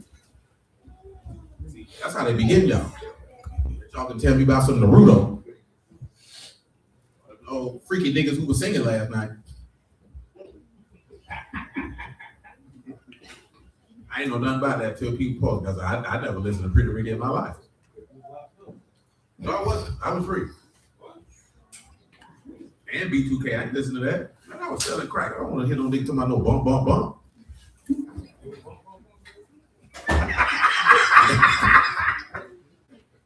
Yeah, you know what I'm saying? I wasn't that level of, the Pretty Ricky ain't like, I don't want to, no, I'm good on that. I ain't finna listen to no nigga singing whose name is Pleasure P. No, just funny. That was just a good joke. I could let that slide. It had nothing to do with it. It just didn't resonate to me. That's all. But yeah, I think I seen when they were doing shows. It's a fat nigga in the group, and I think he fly. Well, I seen the nigga. Somebody posted a video. He had like a red leather outfit. Oh, what that boy? That was down. That boy was down bad. That boy was down bad. You understand me? But I said, "Well, you too big to have that on, boy." I know he was chafing when he took the leather pants off. But they were tight too. You go tight leather pants? You can't be fat wearing tight leather pants. You ever wore leather pants, Lil John? You look like you wore leather pants. In the summer. Nah, you wore corduroy in the summer, so I'd go for that.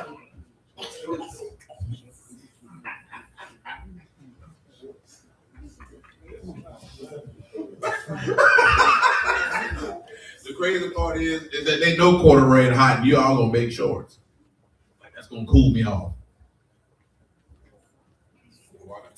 That's all you heard when they had it on. I don't niggas wear whole corduroy outfits, boy. But back in the day, boy, you get clown decent. You got a whole corduroy outfit on. Never owned a pair.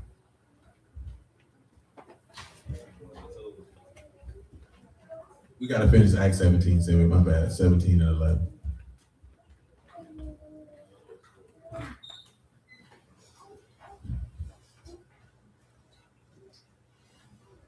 Said these are more noble than those in Thessalonica. I meant to say John, my bad.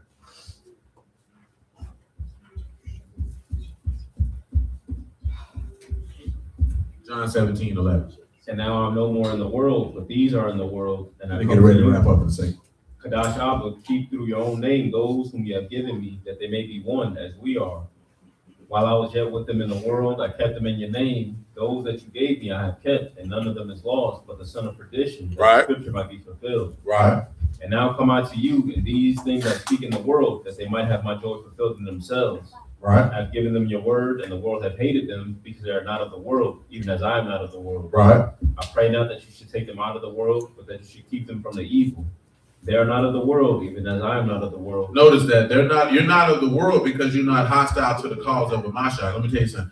Love, forgiveness, mercy, righteousness, and judgment, the world is hostile to that. That's why this month they taking pride in being a punk. Yeah, how you take pride that a nigga is putting a hot dog in your bun? That you around here pillow biting, that you out here carpet munching. How you take pride in that? That you take pride that you so confused that you a man who think they is a woman. And you think I'm supposed to celebrate that. And you mad at me because I don't want to celebrate it. Now, I don't be remember that junk because I don't know no punk. So that type of stuff don't show up on stuff I be looking at. You know what I'm saying? But I know people be agitated with it. Because, you know, punks be getting mad when you don't support being a punk.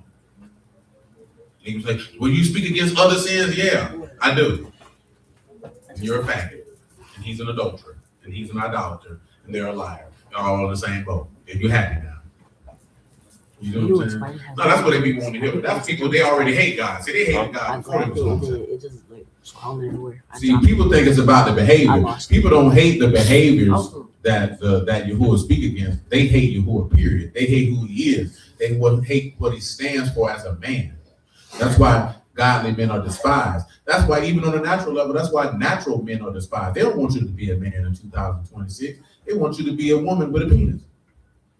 What I mean by that is they want you to think like a woman. They want you to communicate like a woman. They want you to be in your emotions all the time like a woman. And they only want you to be a man when it's beneficial to them. And then go back to being a woman. We want you to have the testosterone of a man, but the emotion and mental makeup of a woman. That way you easily control. I've always told you that people don't like to hear it. Women are not a threat anywhere on the planet Earth to anyone. No one is concerned with there's a band of women going to overthrow us. You don't have to like it. It's just the reality of life. But what they are concerned with more specifically is men and a certain subset of men. And it's the men who sit in this room. You know what I'm saying? They never want you to have, and it's not just on a godly perspective. They never want you to have the thought process of being a man to understand power dynamics, to galvanize your people, to impart a mindset to stand as men and not seek the outside validation of your oppressors, whoever they may be, because your oppressors just ain't white folk. You know what I'm saying? So when you galvanize yourself in this, and this is the difference of what you don't understand of men who have power. There's one thing that they don't do, and you know what that is? What do you think it is? One thing specifically that men in power do not do. That's fair. That's one of them. That's not what I'm angling for. So, they don't do that either. That either. Now, all those things, but there's one thing in particular they don't do. They don't care, concern, or regard themselves with the thoughts, opinions, and desires of women. They don't. Contrary to popular belief. I just told a lady, she's like, wars are fought over women. I said, you can't name me one war in human history that a man said he waged it because he wanted a woman. That's what they tell you in movies. Wars are fought for power, resources, and control. Don't nobody fighting. World War II wasn't over no woman. You know what I'm saying? World War I wasn't over no woman. The War of 1812 wasn't over no woman. The Opium Wars wasn't over no woman. The Crusades weren't over no woman. None of those wars were fought because a man wanted a woman. Those wars were fought for power, resources, and control. Now, when I say that, I'm not saying that to be disparaging of women. It's cause you to understand the reality of the world that you live in. Because black men are probably the most accommodating men of all races of men on the earth, where they take into account the thoughts and opinions of their women. We talked about this the other day. White men and Arab men don't like women. They like men. I'm talking about literally. They gay. They don't like women fundamentally. You know what I'm saying? You're just for baby making purposes. Now, when you look at how Arab men and white men have ruled, they don't care about what their women think or say when they make decisions to get or maintain their power. So when you're dealing with people who operate that way, you can't operate like, listen, case in point, does not Yahuwah describe Israel as a woman? Do you think he is concerned about your cares, wants, and desires when he go to make power moves? Do you think he take them into account? He does not. What does he tell you? I will answer your prayers if they be according to what? Not yours. Because your will might disrupt what I'm trying to do. You know what I'm saying? See, we don't be looking at that. There's another verse in James. He tell you, you ask not, and you ask amiss, and you ask amiss because you desire to do what? Consume it on your lust. Now imagine if God granted you every request that you wanted because that was your desire. Because that's what they tell you that men should do. But your desires will not only destroy you, but it'll destroy everyone around you. So when you're making decisions, of course, as leading and guiding a group of people, you know that what I'm about to tell you, if you want to make everybody happy, what you need to do, Civic, you can't lead and garner power and care about what people want. How do we know that? Because you seen that with Jeroboam, did you not? Or Rehoboam, whichever group one of them. You know what I'm talking about. Now, who did he listen to? Instead of listening to what? Because he cared about their desires. Instead of caring about what was best for the whole. You say you watched that movie several times and watched the PBS documentary. I believe one of the reporters who broke the story. I think they did die recently. Yeah, I think you're right. See, people hear that and they think it's a shot at women. We talk about power. Let me tell you something about power. Especially when we dealing with the word, when they say, well, the word of the king is there's what? There's power. Do you think power care about feelings? Now we talked about this a couple weeks ago with the kill y'all with the, with the kidneys. That's the seat of your emotions. What you got to do with them? You got to take them away. Those who are Hamashiachs are crucified their affections and lust. This just is a harsh reality. You know why people hear that and they get a little cringy and this, that, and the third? Because nobody talks to us about power dynamics. So we equate these things with being emotional and not understanding. Men of power are not concerned with women. Not that you don't like women, not that you hate women. I'm not concerned with you. You're not a threat to me because you can't overthrow me. But your sons can, and your husbands can, and your brothers can. So don't worry about them. Well, Mike, you talking that stuff, boy? No. You said that, I don't like your tone.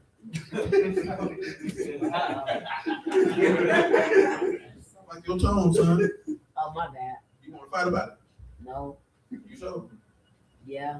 I heard you be fighting at school, man. Who told you, Mom? You won? So you do be fighting at school. See, you didn't even know I do that. See how you told on yourself? You be fighting at school? Yeah. Sometimes. Well, I'm not even in school right now, so. Obviously. Yeah. How many fights you got in, son? I don't know. You know how many fights you got in. Don't tell me that lie. You talking like that means you lost. Too many, you can't remember. Did you start them, or were people messing with you? People mess with me. Sometimes you be playing around, but sometimes I'm actually fighting. That's why you shouldn't play with men. Why? I ain't even trying to be funny right now. That's why you don't do that, because that's how stuff like that happen. Yeah, fights. I ain't mad at you if somebody was messing with you and you defended yourself. But if you around here horse playing, that's how stuff like that happens. Yeah. You're still doing that. You still doing that? You messing with that microphone, boy? No. Huh? This thing. Say power. Indeed, power is for stability and sustainment. And feel it. Yeah, see, power is definitely for stability and sustainment, and emotions don't fit into that. I mention that because everybody say they want the Ruach HaKodesh, don't you? That's what people say they want, and that's the power of God. Ain't no room for emotions in that. Because what he told you, you got to worship him in Civic. Oh, Civic slacking. You didn't feed him. What is this wearing on? And where's the emotions fit into that? It doesn't fit into that. Listen, I have to reiterate, that doesn't mean that you don't have emotions. It doesn't mean that you don't feel your emotions. You don't make decisions or move based on how you feel. How many of y'all have made moves based off emotions in your lifetime? How often did it work out? What was your batting average? Interruption of the receiver. Oh, the receiver. It's a receiver. 0. Oh yeah, that's what they call it. Now I say that because so we can have a real tangible thought process. Because people hear that, they get in their feelings. Instead of sitting back looking at every time I made a decision based on how I felt, it never went right. It always went the opposite of what, because I let a temporary feeling dictate what I got going on. I was telling my homegirl would tell me, remember when the JSO pulled the dude, broke the dude car window and did all that to him? My homegirl was like, oh no, the city should be on fire. I say, on fire for what? That's a temper tantrum you talking about. See, you want to riot and tear stuff up, that's a sign that you ain't got no power. Because people in power don't go somewhere and tear stuff up. So guess what? You go tear stuff up, that don't bother them. You know why they don't bother them? Because they don't own none of the stuff you tearing up. See, if you was really mad at the police, you know what you would have did? You would have went to the police station and burnt that up. You went and blew that up, because that's who did it. The people who are in them houses, in them stores, they didn't do that to you. So that tells me you don't have no power. You did what Tyler do. You do a temper tantrum. And you want me to throw away my life and my freedom so you can feel better being weak. Because you're in a weak position when you do that. I'm not saying that to be disparaging, it's the reality of it. You're in a weak position. So when you're in a weak position, you move off emotion. Because you don't know anything better to do. I'm mad.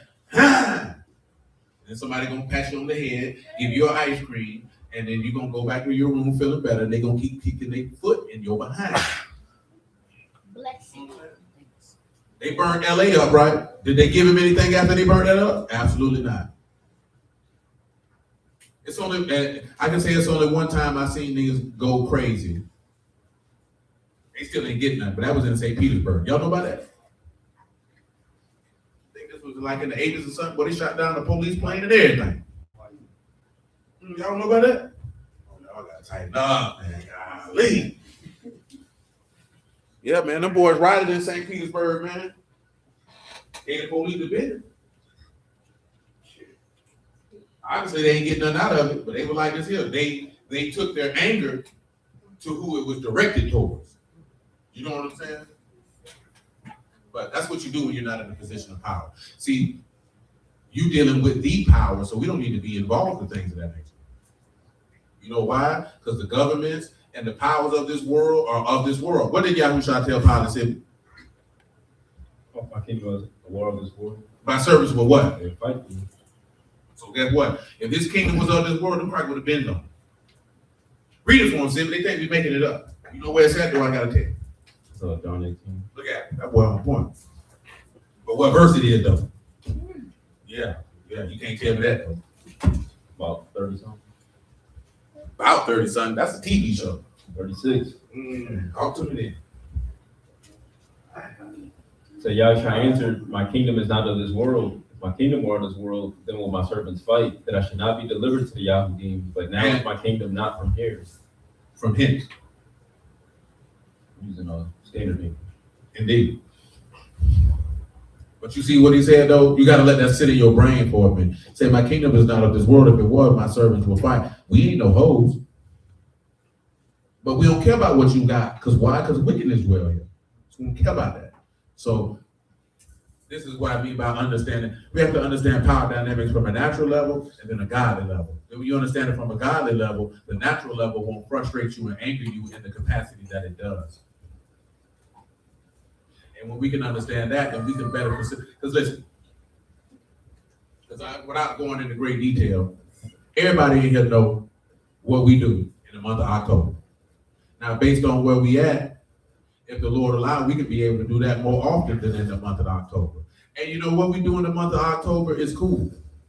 But we doing that for people, obviously, who not in the Word. But imagine if we was able to all come together who in the Word and do that for people who in the Word. That's a manifestation of they would know you're my disciples if you love one another as I loved you. So guess what? When the people was walking around through the fields and they were hungry, what he said he wasn't hungry. You remember when talking about when he gave the loaves of bread and fish? What he told them, man, he wasn't gonna do. See, I can't send them away unless they fainting away. How we gonna sit back and say, you know what I'm talking about? Hey, boy, I love you, boy. I know you're hungry, and I'm gonna send you off and you fall out in the street. I'm talking about for somebody who in the Word now.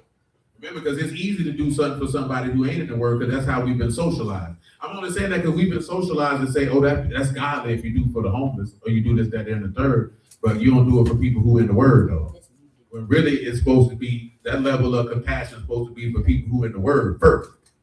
Not that the people who not in the Word get discarded, but you're supposed to have that level of compassion for people who in the Word first. You know why? Who can tell me why, based off something the Lord said? This should be easy for you. Layup. I don't know, you just lay. If you did it to the least of these, my brethren, you did it unto me. You understand how serious that is, man? Because it's real easy to do something for people who, quote unquote, break the word. And everybody want to do that. You know what I'm saying? See, I don't know. You know how the boy be quick to run to somebody who popular. You know what I'm saying? The boy be creaming in their pants about some of them boys who popular. Boy, I be thinking they gay. But if it's somebody who do music, who in the Word, who ain't as popular, what a nigga do? They don't respond. They play you to the left so they see somebody else on your nutsacks, and then they play, yeah, brother. Hey, let's work.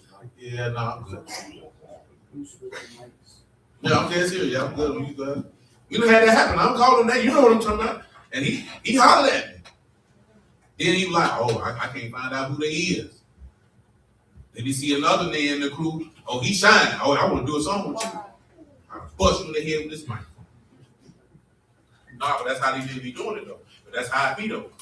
When it's somebody who quote unquote breaking the word, everybody ready to do something for them. But when it's the least those who not as esteemed, oh nah, man, go sit up over there under the what do you say, man? Don't sit over here with those in the gay clothes.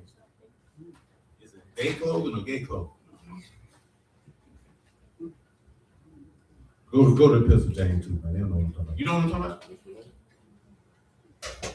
Godson, you all right, boy? You tired, boy?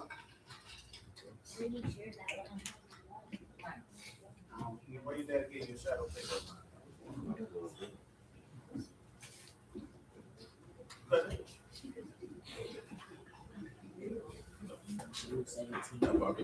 That boy tired. I'm trying to act like he read. You can't even read. You tired? You're not. You tired? I just see they cut your head, boy. Why you cut the man throw off?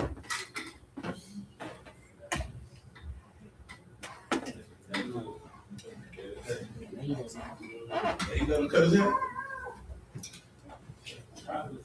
Yeah, that's why I asked it. That's why I asked that. So usually they're gonna buck that too. Want me to take that boy to the barber shop there, but they have swim day. Yeah, that's what they did at school. Somebody sent them with swim shoes and swim trunks. I guess they got to play with shoes. Black line. I go with extra action. I can tell you that. Come on, Zeno. My brethren, have not the faith of our Lord Yahushua Mashiach of esteem with respect of persons. Right. For if there come unto your assembly a man with a gold ring and goodly apparel, and there come in also a poor man in vile raiment, and you have respect to him that wear the gay clothing, and say unto him, sit you here in a good place, and say to the poor, stand you here, or sit here under my footstool. That's how people be in this word now, just not sitting up under no footstool. I don't know who you is. It don't be people be like, well, shoot, bet you son of God, I'm a son of God. Let's do it then. People don't look at it like that. Don't nobody know you. Damn, are you trying to be famous or you trying to serve God? Which one are you trying to do? You know how lame you got to be want to be Hebrew famous, bro? To be Israelite famous, bro? You know how miserable of a man you have to be? You know how much of a failure in life that you have had, the level of failure that you had to achieve, the heights of failure that you had to strive to seek to be Israelite internet famous is despicable. If that was my son, I would kill myself. Because clearly I have failed him as a man. This nigga's a hoe.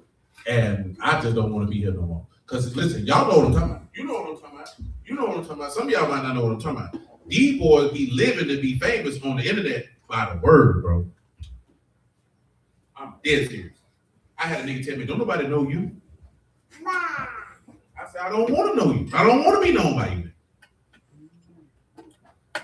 Cause he told my man, I say, man, if a nigga, cause dude said he pre the word nigga lying on him. I said, if somebody lying on you, why you care? Don't nobody know you, bro. I said, I wouldn't care if a nigga know me or not. If I know you lying, I don't care. You know what I'm saying? You spending all your time trying to prove it's a lie because there's some truth to it. And you know what ended up happening? It was some truth to it. Come on, Sid, let's get out of here, man. Let's wrap this up. Get them out of here. Niggas in here falling asleep. Y'all niggas too young for that. Y'all got narcolepsy. Y'all niggas drink all that caffeine. That's why you be tired. I know you drink all that caffeine. It's a couple of y'all in here. I be seeing y'all posting your coffee cup. That's why you tired. It don't even wake you up. No, it don't. Wow, you in here dozing right now. Wow. Wow. You be drinking coffee, Sid? Not that often. Lord be drinking. What you be drinking, Lord? You drinking matcha. So you ain't full with white woman. You still. You be drinking matcha, then? Who here be drinking matcha? You be drinking matcha? Who? I know she do sugar now. Let me get a double espresso.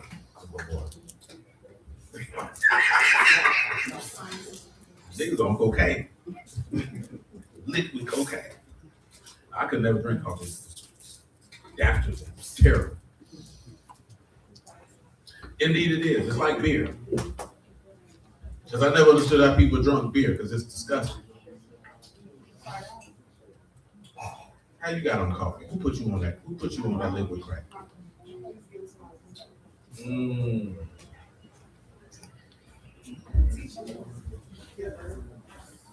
Yo, black, huh? No sugar, no cream.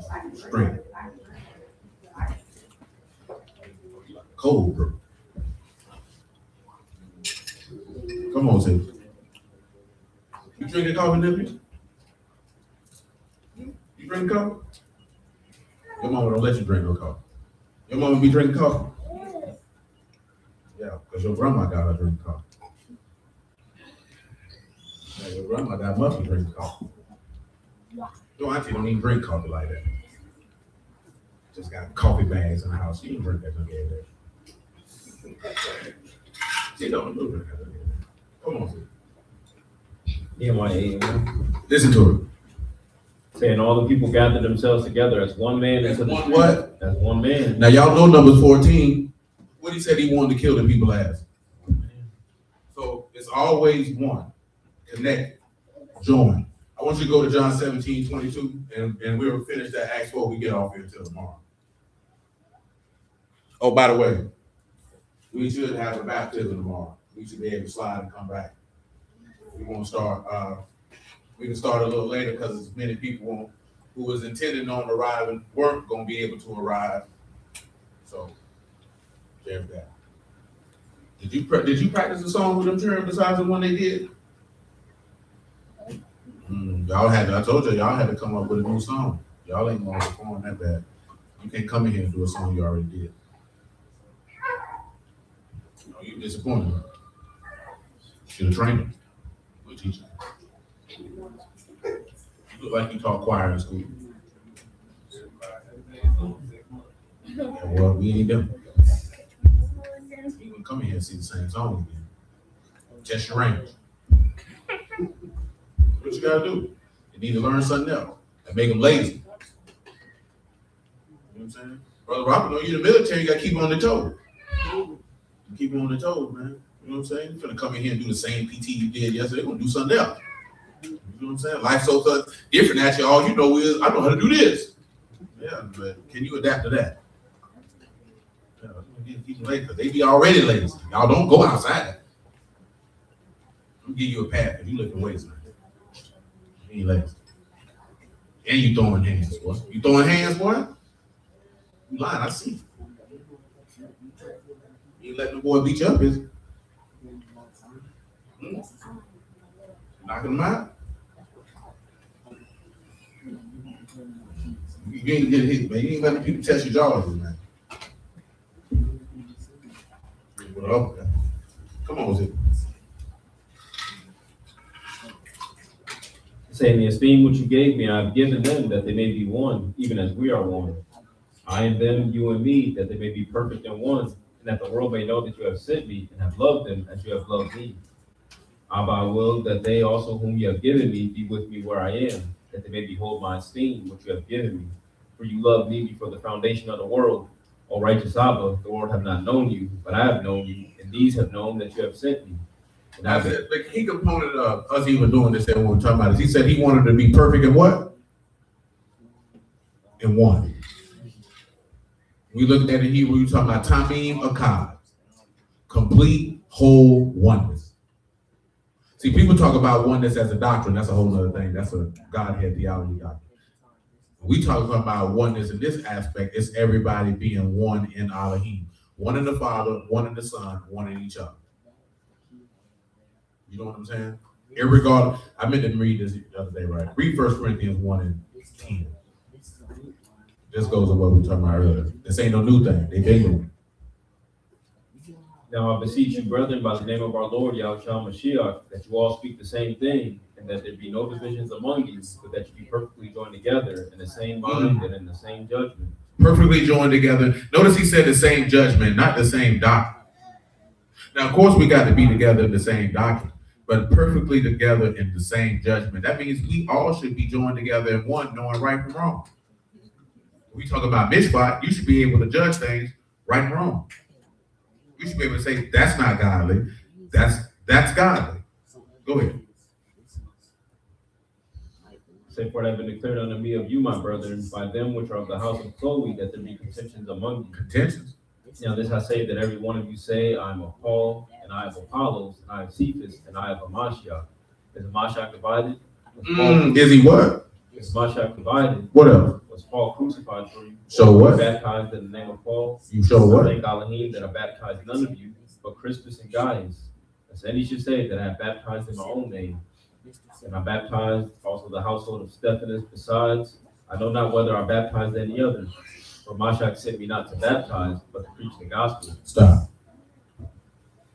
Notice how they said, I'm of Paul, I'm of Apollos, I'm of Cephas, I'm of Hamashiach. So when people be like, I go to this congregation, that congregation, this, that's always been a thing.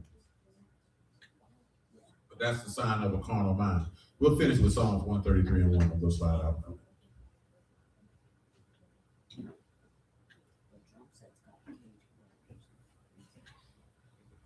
Oh, dang, I ain't finished. Well, you didn't react, but I'm like, disregard. He said, behold, how good and how pleasant it is for brethren to dwell together in unity. It is like the precious ointment upon the head that ran down upon the beard, even Aaron's beard that went down to the skirts of his garment, as the dew of Hermon, and as the dew that descended upon the mountain of Zion. But there Yahuwah commanded the blessing, even life forevermore. That man said how beautiful it is for brethren to dwell in unity, and he likened it effectively to what? The Ruach HaKodesh. Running down, he made it that anointing oil. He effectively us give him unity by definition. That is Yakad, union, unitedness, together, all together, alike. All together. That's what you just read in 1 Corinthians, ain't it? That's what you seen in Acts 2 and 4. That's what he said he wanted you to have, one heart and one way, one faith, one baptism, one immersion, one Elohim. It's all interconnected, just like what we read in Job. It's all interconnected. There's no separation. It's not that the word separate. The word only separate when you wicked as hell. Because remember, he said he didn't come to bring peace, but a sword to set people at variance. That means you're going to have to pick a side. But the word in of itself, once you pick the side and you on the right-hand side, the side of the sheep, ain't supposed to be no separation on that side. So that means there's only one thing that we can be able to determine. These niggas is not of his sheep, like he said. Because how is you striving to push separation and you of God and the book say different? See, this is what I be meaning when we talk about you should be able to tell who's of God and who is not, because the book tells you. But you're not paying attention to the nuanced things that's telling you that. Because they got you looking at surface level things, so you're going to miss that. Because if people telling you, oh, it's only us over here, that's not what the book say. You didn't hear the Lord say that. So that means we should be able to tap in. Listen, we should be able to tap in with every congregation in the city and everybody still fellowship, where they fellowship, at what time they fellowship, and at certain time periods, people link up. Case in point, right? Let's say somebody has service early in the day, they get finished. They should be able to pull up over here the same way. Oh, well, we done. We can pull up on y'all when y'all done, and we can tap in like that. Doesn't mean everybody worried about the sphere of influence instead of worrying about this man paid for everybody in here and everybody who gathered on any Shabbat anywhere in this world with his own blood. You didn't pay for him, and ain't none of y'all would have been willing to pay that price neither. None of y'all would have been willing to ransom your life for nobody, because the book tell you that. See, say for a righteous man, when one even dare to die. How many of y'all gonna die to people who contrary to you? Would you die for an adulterer, a faggot, a lesbian, a liar, a thief, a murderer? But you don't do none of these things. Now, I just want you to consider that because we read it. You don't do none of these things, and you're going to sacrifice yourself for people who do these things, and this is diametrically opposed to who you fundamentally are. And that's what he did. And instead of making sure that we take people who in this and say, hey, let's come together, because you know what I'm saying, they worry about, oh, his work better than mine. Then guess what they going to do after that? They going to dirty Mac. They going to talk bad about you. You know what that means? You tuck your penis in your butt. You a hoe. You're a tranny. There's something wrong with you. You shouldn't be doing that. Because the objective should be, how many people can we make stronger and closer to Yahushua? That should be the objective. That's the only thing that matters. Because if you can take 5 men and take them from a sinner and turn them into a saint that has made a covenant with me by sacrifice, that's what it's about. Not about how many people you can hold over here. Because then you're going to die one day. Then what? You know what I'm saying? But we'll say hallelujah for Yahushua. We'll start on 10:30. So, y'all willing, man, we be back here. What time you gonna come open the door? We gonna open the door 11:30. Y'all willing, we can start before 12:30 because you know y'all niggas be late. I'll be on nigga time. I ain't gonna say color time. Y'all on nigga time. But then, like I said, y'all willing, we won't go that long because we need to baptize clean. You know what I'm saying? Because for those of you who don't know, somebody want to be baptized, I'm not going to deny it. I'm only going to ask you one question. Do you believe that Yahushua is the Son of God? I can't say if you do or you don't. You know what I'm saying? We'll go over, obviously, you know, every time we have a baptism, we go over certain things because that's the decision that you're making. I'm just going to make sure that you fully understand the decision that you're making. Because it's not my place to tell you that I can't. You know how we know this? Because when you read Acts 8, what did that eunuch say? What forbid me from being baptized? And Philip told him nothing. He said, do you believe he's the Son of God? He said, I do. Well, shoot, come on then. Also, just for the people who don't know, when we immerse somebody, you're not immersed into this congregation, you immersed into the Lord. Because I say that because I was mentioning this because we've immersed people who fellowship somewhere else. We were just near enough to do that for them. Because, you know, I didn't know that until my homeboy told me that, because, you know, obviously me not being in church, that people say, oh, if they baptize you, you got to join their church. That's not in the book. I'm just mentioning that for those who don't know. That's not in the text. Again, what did we just read? When you baptize in the name of Paul, so you're not getting immersed into no congregation. You're getting immersed into the call, the congregation, the body of Yahushua HaMashiach. That's what you're getting immersed in.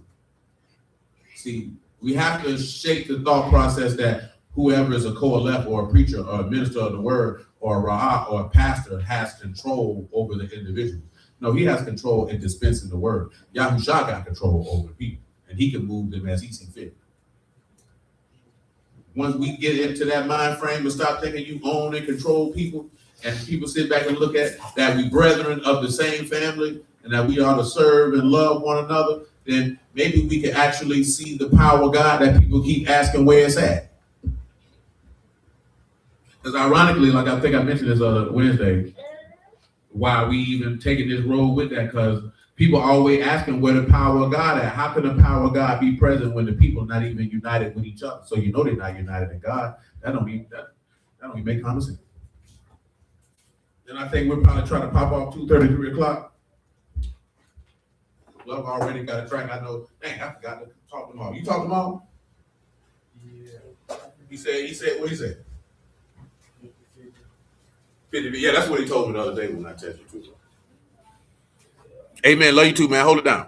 Peace, brother Omar. Yeah, that's Sloan, Sister Gwen. Yeah, he told me the same thing. So, because I know he got to iron out stuff. I know Bazooka Joe gonna pull up. We're already here. We'll set the order, but I know everybody got their songs. You ready, boy? You been practicing in the mirror? Mm-hmm. That boy say, man, he gonna like this here, man. You gonna, man, Johnny doing songs you featured on. You gonna join it? Huh? You remember how amped up he was to get on the record, man? You remember that? Now he don't want to do them. Ain't that about a funky? It's 9 years. Where your fur at? It's for the Lord, right? You ain't doing it for the gram. Doing it for the Lord. Yes, sir. But hey, I appreciate y'all. Amen, man. Peace, brother Ernest, man. Love y'all, man. Y'all with it, man. We don't catch y'all on tomorrow, man.